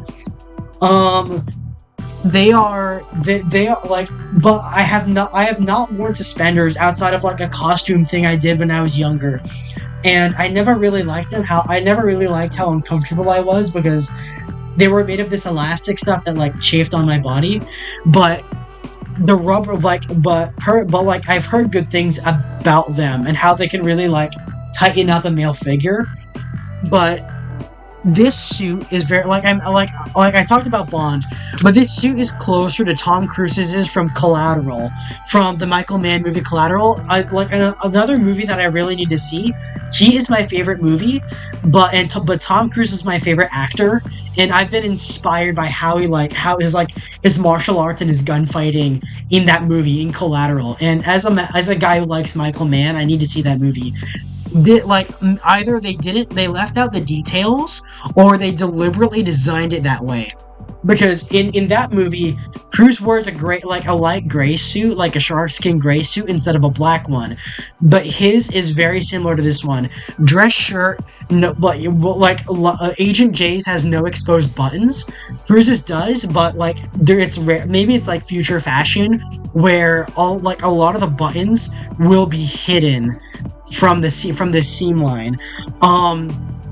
Notice that his suit is meant to be worn unbuttoned. It is not meant to be worn buttoned. His jacket contains no buttons. There is nowhere to fasten the buttons. Even his pants, the buttons are concealed. The fly button is concealed. So is the zipper. And there are no belt loops, meaning it's really closely tightened to his body. From a tactical perspective, this means you have limited options for carrying a gun or a knife, especially for this kind of scenario. But as a fashion statement, it is a really slim look. It's not my look. I prefer old style, schoolboy style outfits. I prefer sport coats and blazers, elaborate stuff, old money or schoolboy style, where you can really see the fabric and the quality of the fabric. You can see the buttons, all the stuff everywhere. There's accessories like flowers and jewelry and lapel pins. That's what I would like. That's a kind of style that I would like to adopt. But if you're going for something minimalist, Jay's is a really good example for male fashion, and I really like that look. It suits him, and it suits Vincent, Tom Cruise's character from Collateral, a lot. And to mention Collateral, if he is carrying a gun, which is funny because the suit flapping in the wind would really prevent the gun from being concealed. But if he's carrying a gun like an HKP9 or I think in lore he uses an HKP9, in Collateral he uses an USP-45 that's carried outside the waistband because his pants are fitted too tightly for him to carry inside the waistband, and it's a big gun, so he has to carry it outside. I'm sorry, that's a little rant, but I really like his outfit. It's a good setup that he's got going. I just ranted for a while. The surveillance van's been rotting in storage. I never thought we'd use it again. This is the closest we've ever gotten to Paradise. We might even be nearing their heart. We can't let this go. Oh, it's her. Indeed, even after Earl repeatedly told you to stay out of it, you still won't listen. Classic Ange. Don't you bring him up. That old goat's definitely hiding something. Still, I didn't expect you to actually manage to get the commander and Miss Kalina inside. Stasi was no help at all. I hacked the system and altered the duty roster myself. The Unity Day celebration is an important occasion, but with the Stasi's authorization, it shouldn't have been difficult to plant 2 extra people among the waitstaff, but our effort was met with unexpected resistance. There was probably some kind of intervention. I also almost got caught when hacking the system. For the first time, I ran into an electronic warfare unit nearly as good as me, but probably the best there is other than yours truly. And the strangest part, it's almost as if they knew I was coming. Huh. Alright, you two get in there. Watch for the signal, relay anything immediately. We'll support you from here. Got it. Robin. When you get back, I want to take you somewhere. Where? He's dense. Place that's very important to me. Come on, Commander, let's go. The banquet is about to start. She does look very fine in that maid dress. Wait. Galena pushes me forward. I give Macklin an apologetic smile before leaving with her. Stupid Commander. She wants it. You can tell she wants it. Banquet hall. At the banquet, Kalina stands quietly in a corner like an ordinary maid, watching the powerful figures exchanging toasts. Miss Maclean is already so unfortunate, and I still got all jealous of her. How awful of me. It's all the commander's fault. If they hadn't caught me off guard, I wouldn't have had panic like that. They were just complimenting me, then immediately got all personal with Miss Maclean. But her mood lifts slightly as she recalls the commander's expression earlier. She looks down at her outfit. Lifting her skirt daintily, she hums a jolly tune and taps her heel in a little jig. No. Isn't the time for that. I'm here on a mission. She taps her earpiece to make sure that the signal is clear. Then with a deep breath, she steps into the crowd. Ballroom glitters with gold and crystal. Chandeliers cast soft light across every guest, illuminating perfectly composed smiles. Champagne and fine cuisine scent the air. Classical music flows. Everything appears flawless. And we are the most inconspicuous details in the painting.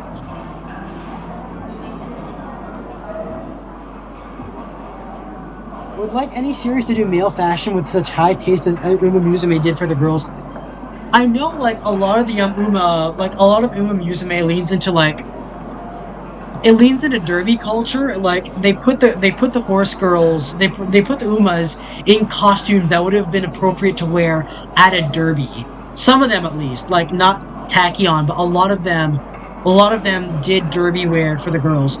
But, I don't know anything about Limbus Company, and I know a lot of their outfits are similar, but it's for both male and female fashion, it's an aesthetic I really like. Limbus Company. But besides that, Girls Frontline does really well with both the dolls and also a lot of minor characters. They're drawn really, really well. Kalina moves gracefully through the crowd with a silver tray. With a flawless smile, she nods demurely at every guest she serves, as if she's been doing this for years. Meanwhile, I work on the opposite end of the hall, pouring wine, clearing plates. Occasionally, our eyes meet, then quickly part, so as not to draw any attention. Speaking of 007 First Light, the clock ticks on. We've identified nearly every guest, but the most important one still hasn't appeared.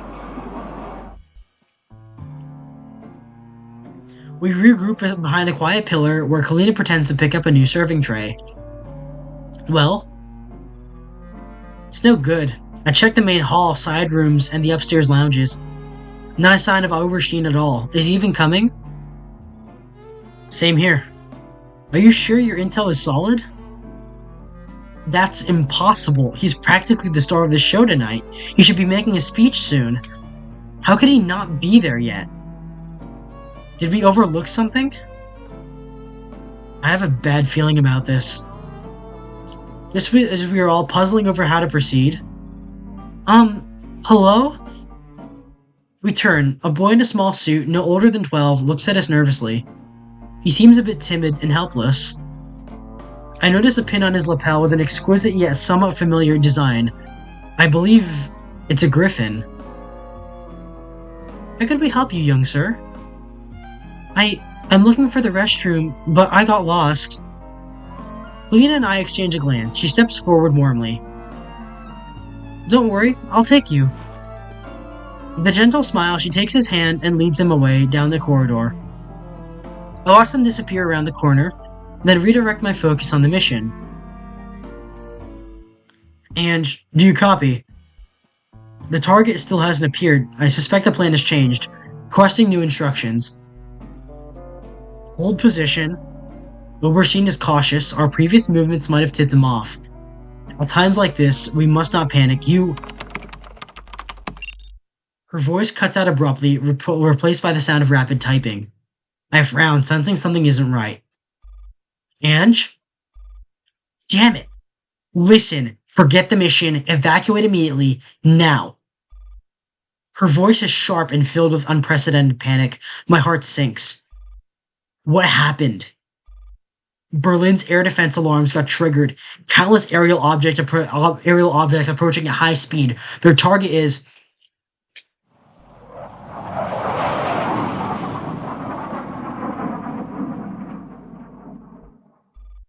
Before Ange can finish, the resounding scream of sirens drowns everything.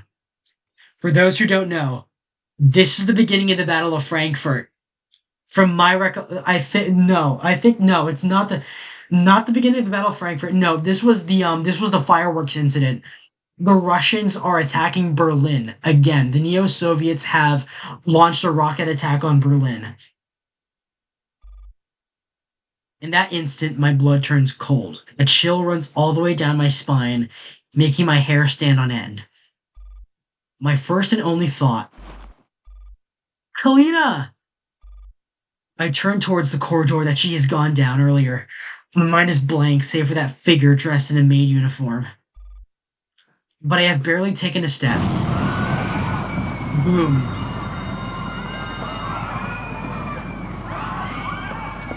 Blinding white light devours everything, followed by deafening explosion. The ground shakes violently, chandeliers shatter. A shockwave tears through the hall, sending glass, tables, and panicking people flying. My body is hurled into the air, my vision blurs as the world spins all around me. Then everything goes black.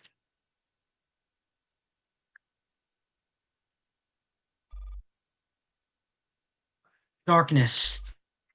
Cold, endless darkness. My body feels crushed, weightless. I can't hear anything. It's as if I've sunk deep into the ocean. Am I dead? Commander, Commander! Who's calling me? That voice is distant and muffled, but the heart-wrenching cry sounds familiar. I strain towards the source of the voice as my consciousness gradually returns. Orange light flickers into view, illuminating the darkness.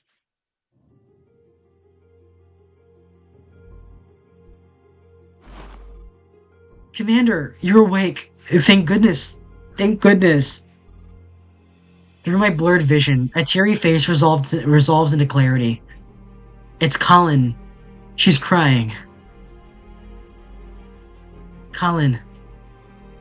I let out a groan, but my voice doesn't sound like my own. Fire rages around us, turning everything the color of sunset. Now that you're awake, we have to go. I'll get you out. Seeing that I've regained consciousness, her entire face lights up with hope. She wipes away her tears and musters all her strength to pull me out of the rubble. But no matter how hard she tries, my lower body refuses to budge. I finally become fully aware of my own situation as intense pain shoots through me. My legs are pinned by a collapsed beam. It's no use, Colin. I can't move. No, there's got to be a way. Refusing to give up, she frantically tries to push away the heavy steel beam. Her slender figure soon becomes bruised and bloody, but she seems utterly oblivious to the pain. Don't waste your strength. Listen to me. Just go. Get out of here. No, I am not leaving you behind. Never. Don't be stupid. We'll both die if you stay. Don't you understand? That's an order. I'm ordering you to scram. I bellow with all the strength I have left. The mix of anger, fear, and despair threatens to overwhelm me. I don't want her to die. I can't let her die here.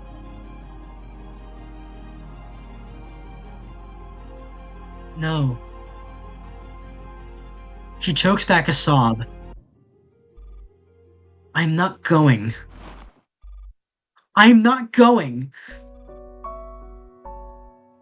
She stops her futile attempt of moving the beam.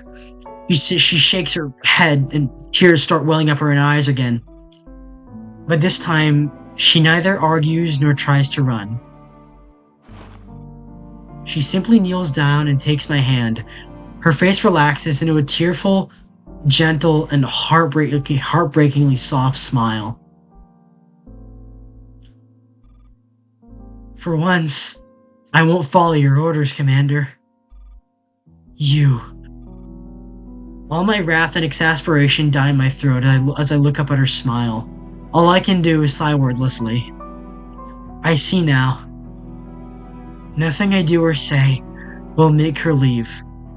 Sadness and a sense of resignation flood over me, but beneath of all, I also feel a trickle of warmth. Idiot. I try to raise my other hand and wipe away her tears, but I am completely spent. Flames roar around us. It's as if the whole world is burning. Commander, will you take me with you to the green zone or yellow zone? Anywhere. Can I stay with you, always? I swallow the gob of blood in my mouth. My throat burns. I want to give you an ordinary and happy life. Not as a Griffin commander and adjutant, but just two ordinary people who want to be together. Her smile deepens through her tears. Idiot. You're such an idiot. Why wait till now to tell me? She leans in so that we're touching forehead to forehead. But thank you, Commander. It makes me really happy. The structure rumbles as it starts collapsing above us. More and more flaming debris raining down around us. Death closes in. I'm sorry. It's okay. At least you're mine now, right? With my last remaining strength, I nod. She squeezes my hand, our fingers intertwine, and our spirits become one. The blaze grows more blinding, the roar of the fire more distant. But her hand is still so very warm, and her smile so very clear. Sleep now. This time, we won't be separated. Crash. Bad ending number 2. It was all a dream. It was all a dream, guys. It was all a dream. It was all a hallucination by Lunasia and Dandelion. Because... okay. This possible timeline runs a bit long. But that is the nature of the butterfly effect. If, at the very beginning, your adjutant had not fallen ill and had come to Germany with you, what would have happened? Answer is surprising. She's just an ordinary young woman, but the impact she has on the chain of events is critical. With her, you build a stronger bond with Angelia, which benefits both of you immensely. You even come close to bringing that unfortunate holy maiden back to the home she dreams of. But there are two sides to every coin. You save your friends, but lose the only chance you have to expose the conspiracies among certain powers. Pandora never fulfills her purpose and strikes at the heart of Germany. The Englishman fails to fracture the alliance from within. And somewhere beyond your sight, they plunge the world into war again in the cruelest way possible. But at least, the girl and you confess your feelings. Even if it never truly happened, in that very moment, you were each other's entire world. Now, I've joked about this before when discussing Girls Frontline early on. And I don't think you all had enough context for the terms hope and love. That is the motto of, that is the unofficial motto of, the official motto of Girls Frontline is, well, stories of your life is the motto of quantum fluctuation. But the in-universe motto is a shining beacon in a brave new world. The community's motto is hope and love. And why is it hope and love? Because you never get it. You don't get hope and you don't get love. This is not a story about teaching your robot how to love or an AI how to love. It is teaching them to hate. And you have a lot of hatred to accomplish. And such is the nature of Girls Frontline. It's not just derby culture, their casual alternative outfits are just so good. Alright, Vision of Youth. Here we go. We're in the final stretch. I'll end off, it's just a couple of events later and I'll end off soon.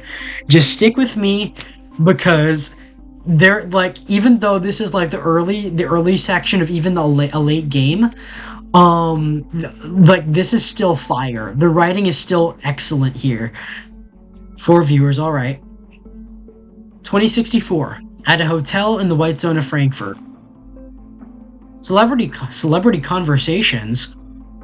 The commander furrows their brow. It's a talk show produced by DDR2, the Democratic German Broadcasting Network. Never heard of it. That's alright. You only need to know that this program has considerable influence in Frankfurt and across Germany. In times like these, the media must take on the responsibility of uplifting public morale. The Earl would like you to appear as a guest for an interview before the award ceremony. After dealing with the Earl multiple times, the commander has gradually come to understand his methods. This so-called interview is most likely intended to serve as political propaganda for the URNC's upcoming actions. They likely do not want the commander to say anything in particular, only to appear on camera as a symbolic figure. After all, the commander is a war hero. Nothing inspires people more than a hollow statue. The people of Frankfurt have just suffered greatly. They need a boost of morale. And your appearance as a hero before the camera can encourage them and quell negative public sentiment. Those are the Earl's words, aren't they? Understood. I'll accept the interview. The Earl will surely be pleased with your answer. We have arranged a vehicle for you, as well as an assistant to help guide the interview. You may follow their instructions throughout. To endure the harsh winter, one must first stockpile firewood. Until the moment of truth arrives, we must endure.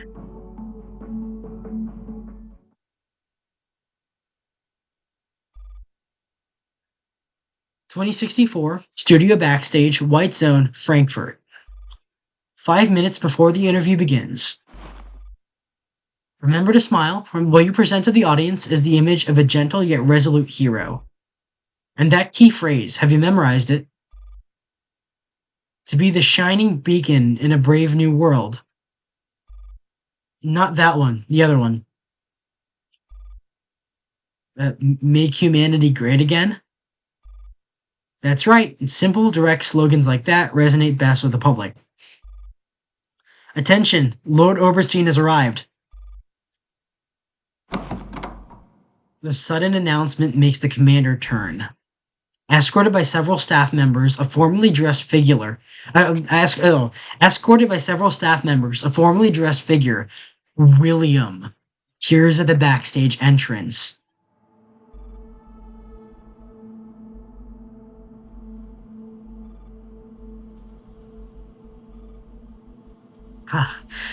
What an interesting coincidence. What is going on? You didn't know? This is Lord Ballard von Oberstein, recipient of the Iron Cross. He will be interviewed alongside you. A young hero of the Neo-Soviet Union side by side with a local rising star. This pairing perfectly aligns with the URNC's government's ideals. What a pity. Had I known you'd be here, I would have prepared a gift in advance. If I had known I'd be sharing the stage with you, I would have gladly accepted your gift. The interview is about to begin. Please proceed to the stage. The commander turns and walks towards the stage, unwilling to exchange further words with William. 2064, Studio, White Zone, Frankfurt. Good evening, I am Shadowless, reporter of DDR2. Welcome to today's Celebrity Conversations. I'll be your host.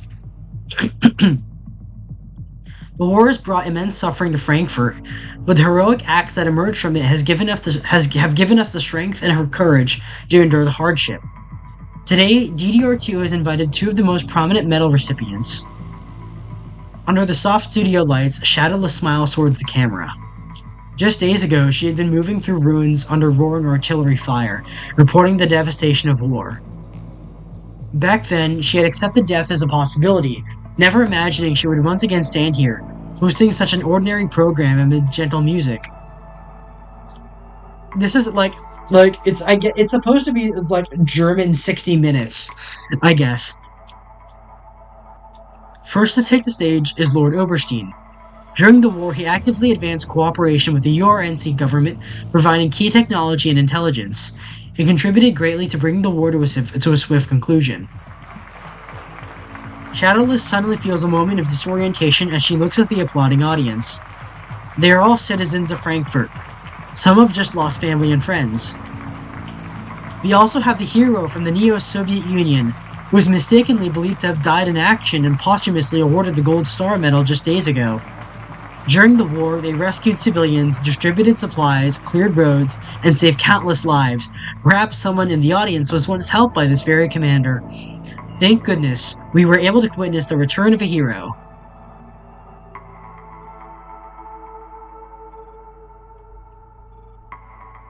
Relying on her keen instincts as a reporter, Shadowless senses the strange atmosphere in the studio. There is an invisible tension between the commander and William, as if they are wary of each other. Now, I would first like to start by asking the commander, what motivated your courageous acts during Frankfurt's time of suffering? I did what I did out of my love for the people of Frankfurt. But you are not a resident of this city. Where does that love come from? From the ideals of Rossertrism, for the greatness of all humanity. I see. It seems the light of Rossertrism has crossed borders and reached the heart of a visitor from afar. Such sudden and earnest love for Frankfurt, it may even put some of us locals to shame. Since Rossertrism has been mentioned, I have a question for both of you. What are your views on the Central and Eastern European nations' momentous decision of joining the URNC? Without a doubt, joining the URNC will greatly change each of our lives. Could you elaborate? How exactly will our lives change?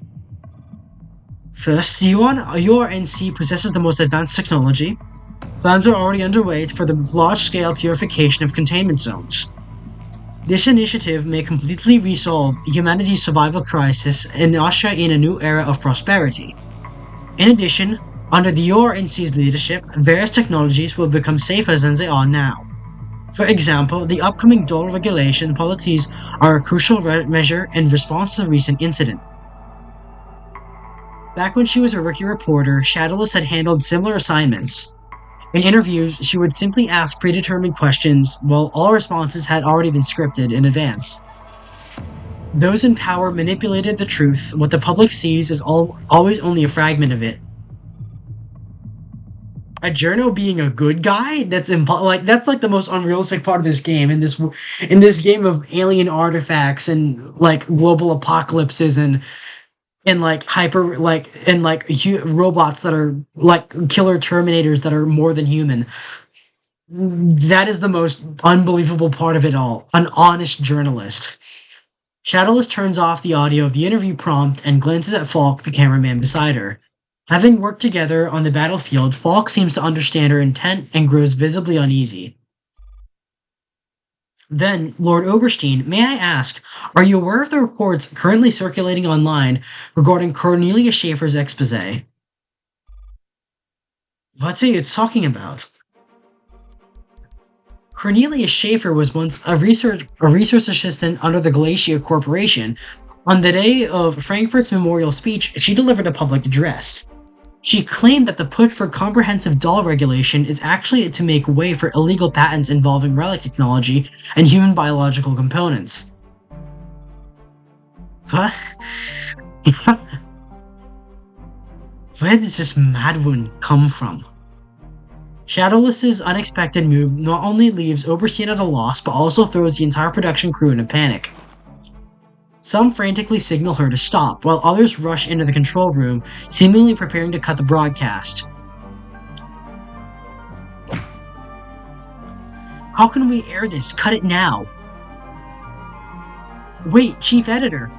Let Shadowless continue. What are you saying? She's gone mad. Are you losing your marbles too? Do you know what the consequences?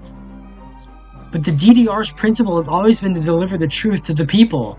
Well, the real-life German Democratic Republic is Very far from that. Shadowless is upholding that principle. She wants to uncover the truth behind this war. Falk, you weren't like this before. Shadowless must have been a bad influence. You even went to the battlefield with her. It was precisely there that I remembered my duty as a journalist. If only that was so of journalists in real life. Editor Ozatetsky, I heard you were once a war correspondent too, sending back the most valuable information from the most dangerous fronts. That was in the past. But for the citizens, the war just happened. It is not the past. We are citizens too. Should we not question the truth behind all this? Falk looks at his colleagues. They have all lived through the war and lost much.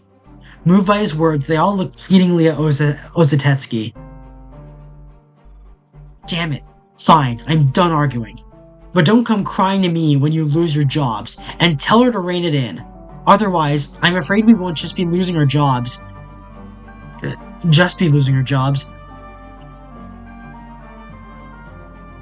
Lord Oberstein, are you aware of this matter? All baseless rumors. I have nothing to say to that. At this moment, the commander, who has been silent the whole time, suddenly speaks.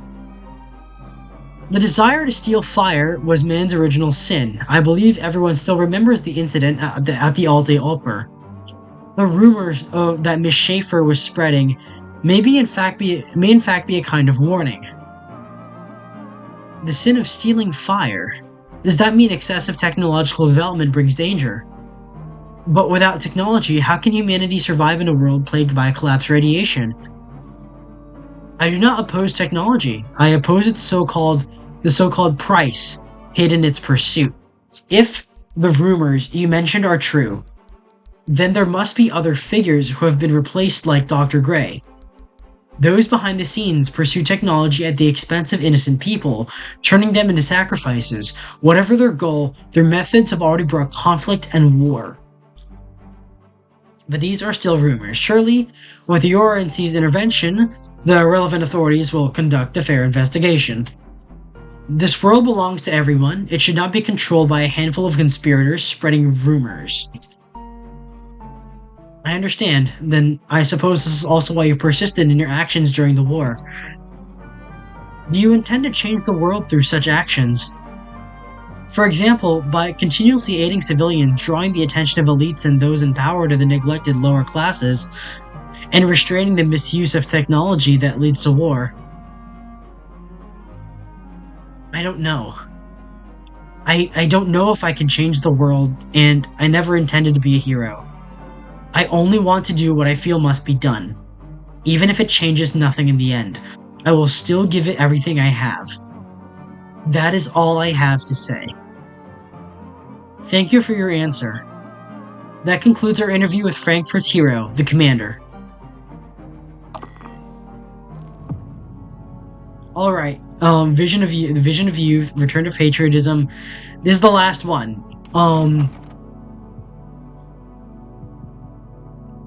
I think this one is gonna be relatively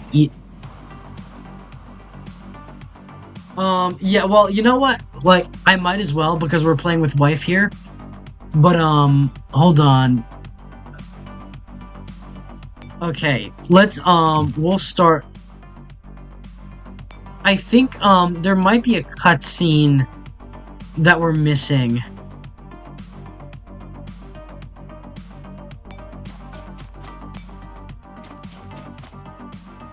Yeah, they skipped the battles in this one.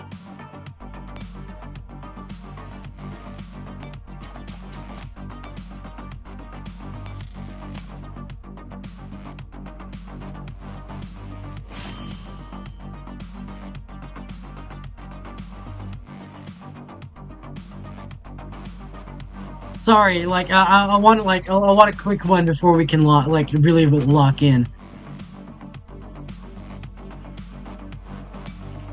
Squad 404, okay, G11. Secret of Mobile Battle. Okay.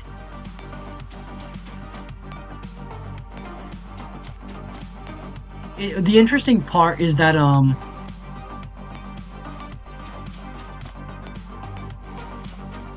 Okay, end the round.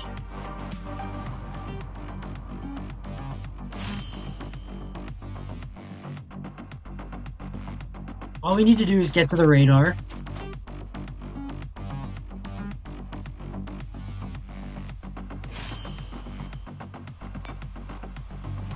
Hold on.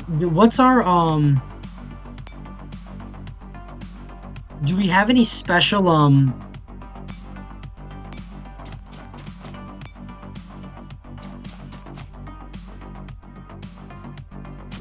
oh, heavily damaged. Okay.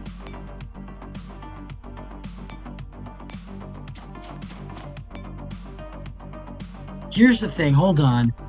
O1. Oh, what happened to her? Oh, poor G11.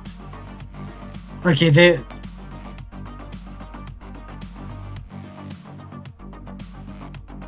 Transformer. Okay.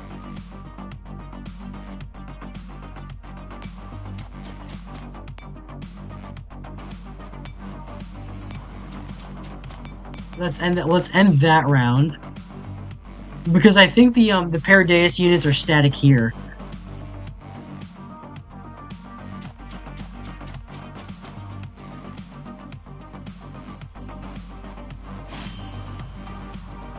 Okay, they've regained some of their combat power.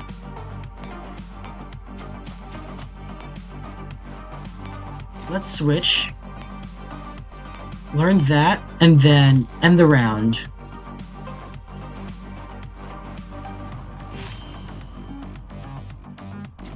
Let's wait for Squad 404 to regain combat power.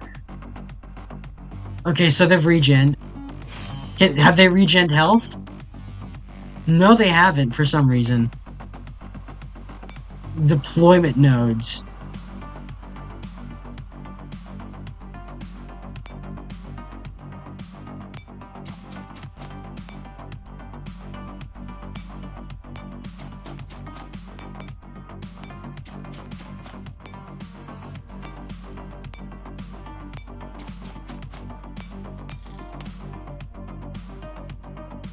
I can't remember how I accomplished this the first time.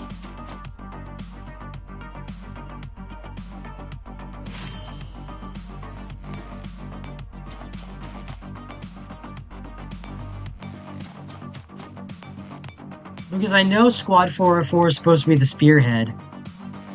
I'm just wondering if we can get to the cutscene.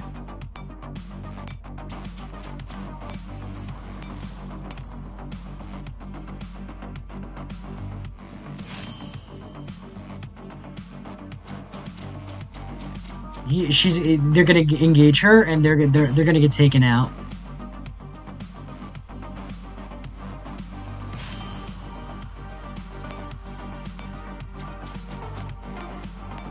Okay.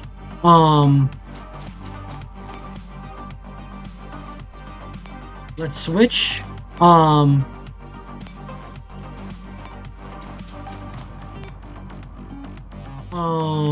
Hold on. Let's use that Goliath rack. Hold on, how do we... Command points. Why can't we, access command points? UI help. Where are my command points?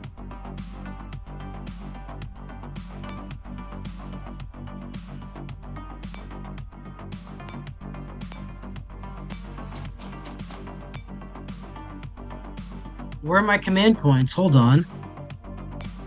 I'm 16. Why can't I use my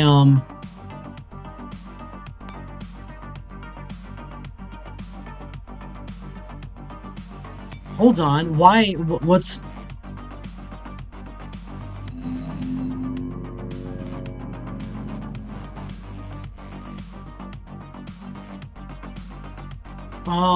okay, hold on. Where's my where's my... I guess we'll... Hold on. Throw Goliath, that's right.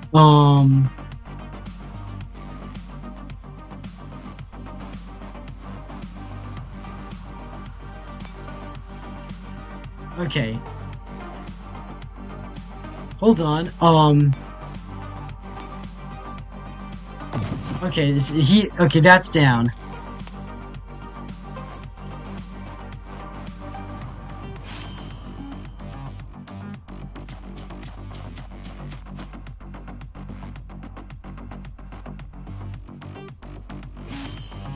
I think we'll, switch them. 404 is gonna advance.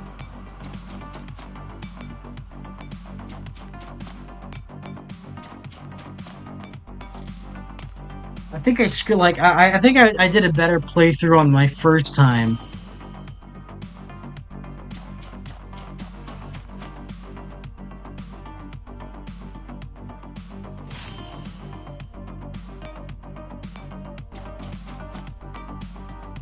Transformer, let's close that down. And shut down a lot of those.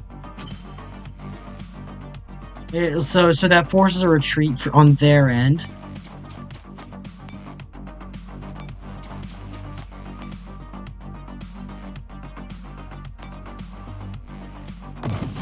Okay, throw Goliath. That's down. And let's hold position here.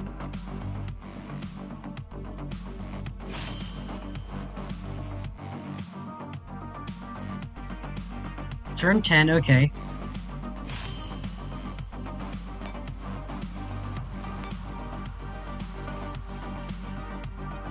I might have gotten the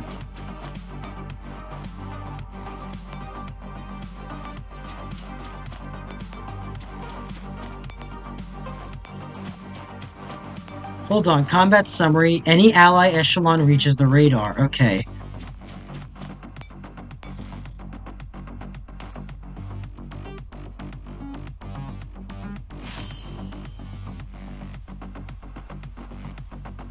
Let's let M16A1 catch up.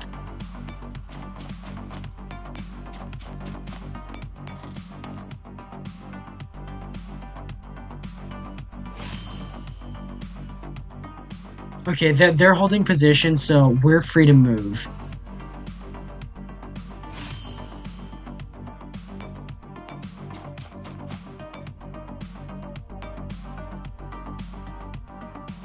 Hold on, let's switch.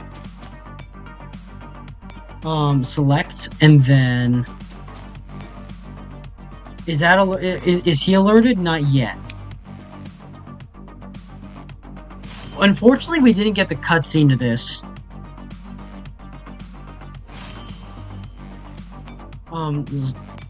13, okay.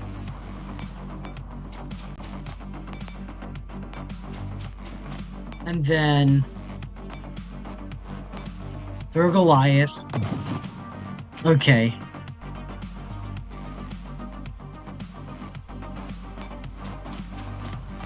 Let's capture the radar. And then that's clear.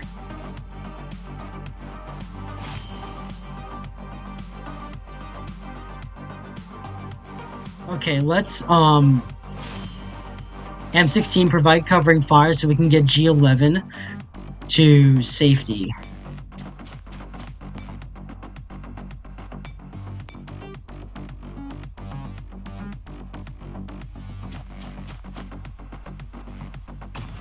Okay, there we go. It's not just derby culture, the casual and alternative outfits are good. I might have, Oh, another DP-28, another quantum residue.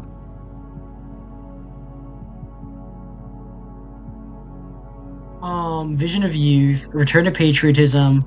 Okay, this is the one that I was looking for. Coming of the Promised Day. This is where we'll end off. 2064, at an abandoned factory in Frankfurt. While the interview is taking place at the DDR2 studio, while the interview is taking place at the DDR2 studio in an industrial district somewhere in Frankfurt. Outside a factory that has been abandoned for many years, the sound of dry branches snapping underfoot echoes. As the stillness, thick with rust and decay, is disturbed by the unwelcome visitors, dust rises like startled ghosts, swirling wildly in the shafts of light slanting in through the broken windows. Ack! I've got cobwebs stuck to my face. We're basically like rats rummaging through garbage in the ruins of the city. I don't mind being a rat, but at least like a cleaner place to sleep. Since we're rats, we'd better dig out all the dirty little secrets. Since we're rats, we'd better dig out all the dirty little secrets that the Earl has hidden in the sewers. Dandelion, are you sure this is the right place? Affirmative. There should be an electronic security door nearby that's still operational.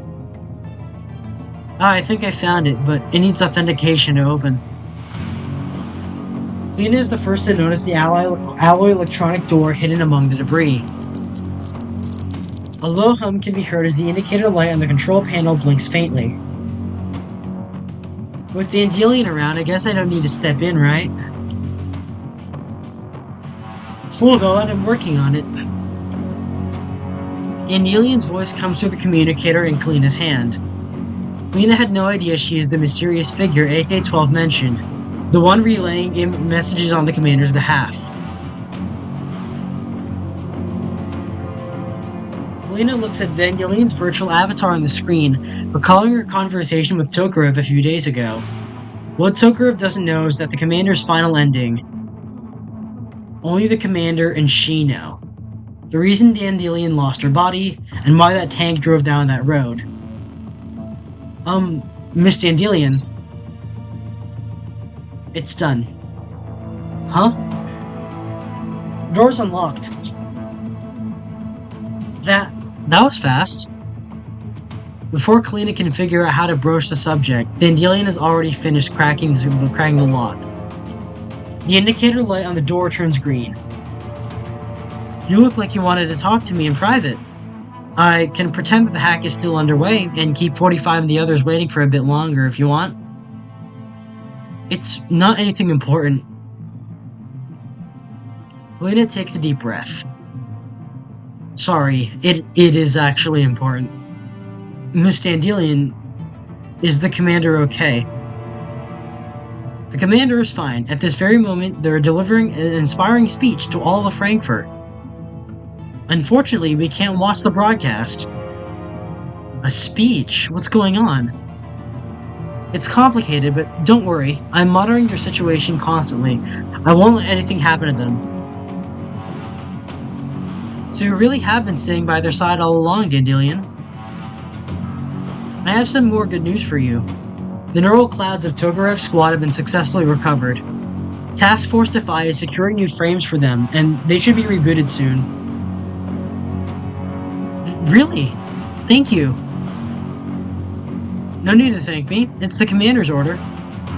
Once they set their mind on doing something, they don't give up until it's done. I've been so busy doing their bidding, I haven't had any rest in quite a while. That's right. Once the commander gets to work, they drag everyone else into overtime and doesn't even realize it themselves. Which is why, when things finally fall apart, they're usually the first to go down. Exactly. That's why I'm always so worried about them. Honestly, even when I'm not around, he hasn't changed at all. Are you two done talking? We need to move on. The door's open. I have also scanned the layout ahead. The commander's orders are to infiltrate this facility. I expect guards inside. Guards in an abandoned factory like this? We won't know if it's truly abandoned or not without further investigation. Indeed, stay ready for combat. G11 and M16 will take point. 9 and I will cover the rear. Make sure we keep Kalina safe. If possible, I'd prefer rearguard duty too. It sounds easier than being the vanguard. I'm definitely requesting a transfer once 416 gets back, and I'm taking all the rest that I'm owed.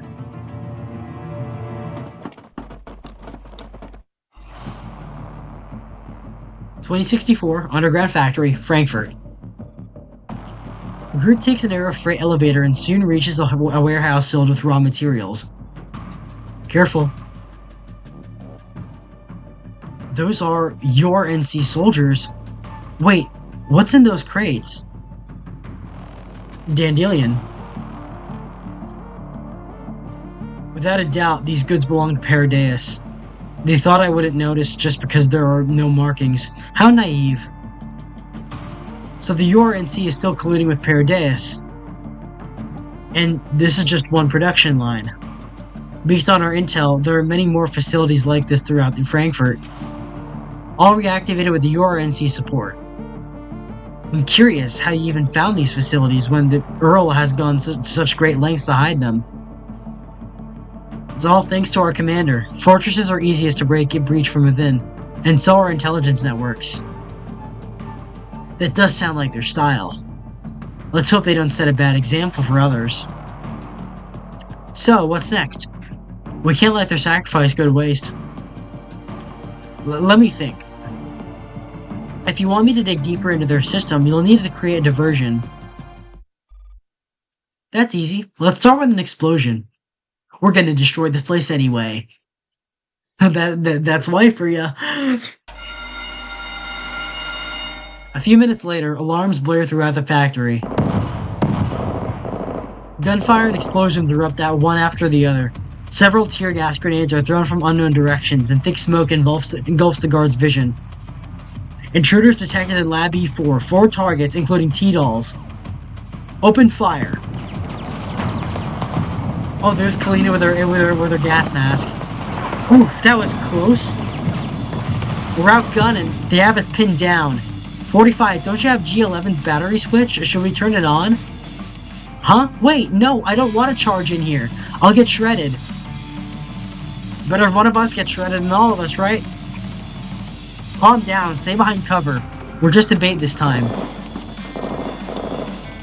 404's firepower weakens after several seconds of firefights. URNC soldiers advance steadily using alternating cover tactics. But once they enter the smoke, their visibility drops as well. None of them even notice a nimble figure is silently circling behind them. That's the army for you. Behind us? When? Too bad. You're still green. I love her so much in this one. Bang, bang, bang.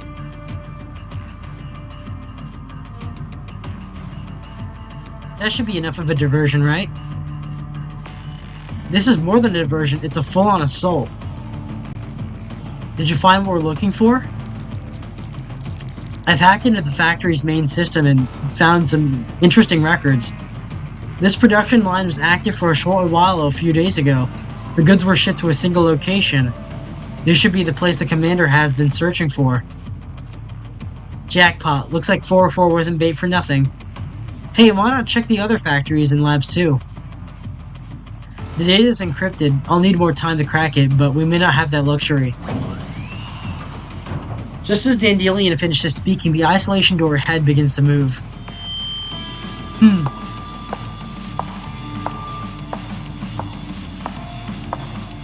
Through the haze, accompanied by that familiar hum, a white figure emerges. What is that? A Naito? I've never seen one like this before. It's Grig. I didn't expect her to be here. Ugh, I don't want to fight Kerr. I recommend you hightail it out of there. Your NC soldiers are also converging on your position. Yeah, it can't be helped. We mustn't get trapped here. All units prepare to break through. Withdraw immediately. And this is Good Morning again, which is like all trouble for me because I haven't been able to beat this one.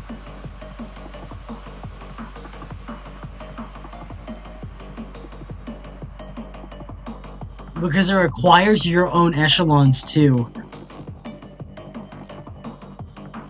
But yeah, I think I'll be ending off there today.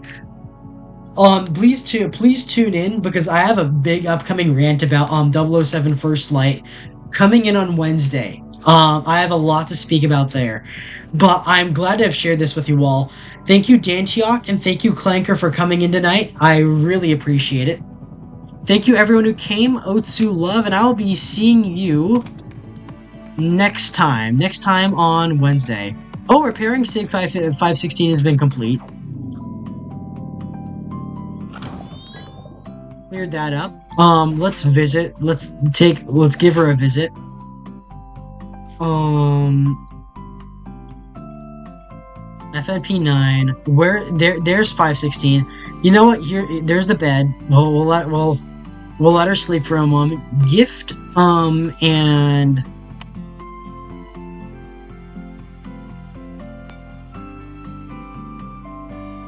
then,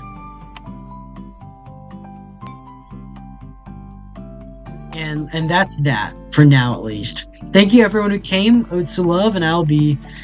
Should we raid? Should we raid? I've got 2 people here. Let's see who we can raid, but I may not follow you there. Henya's playing First Light, but I have another First Light VOD that I have to pay attention to.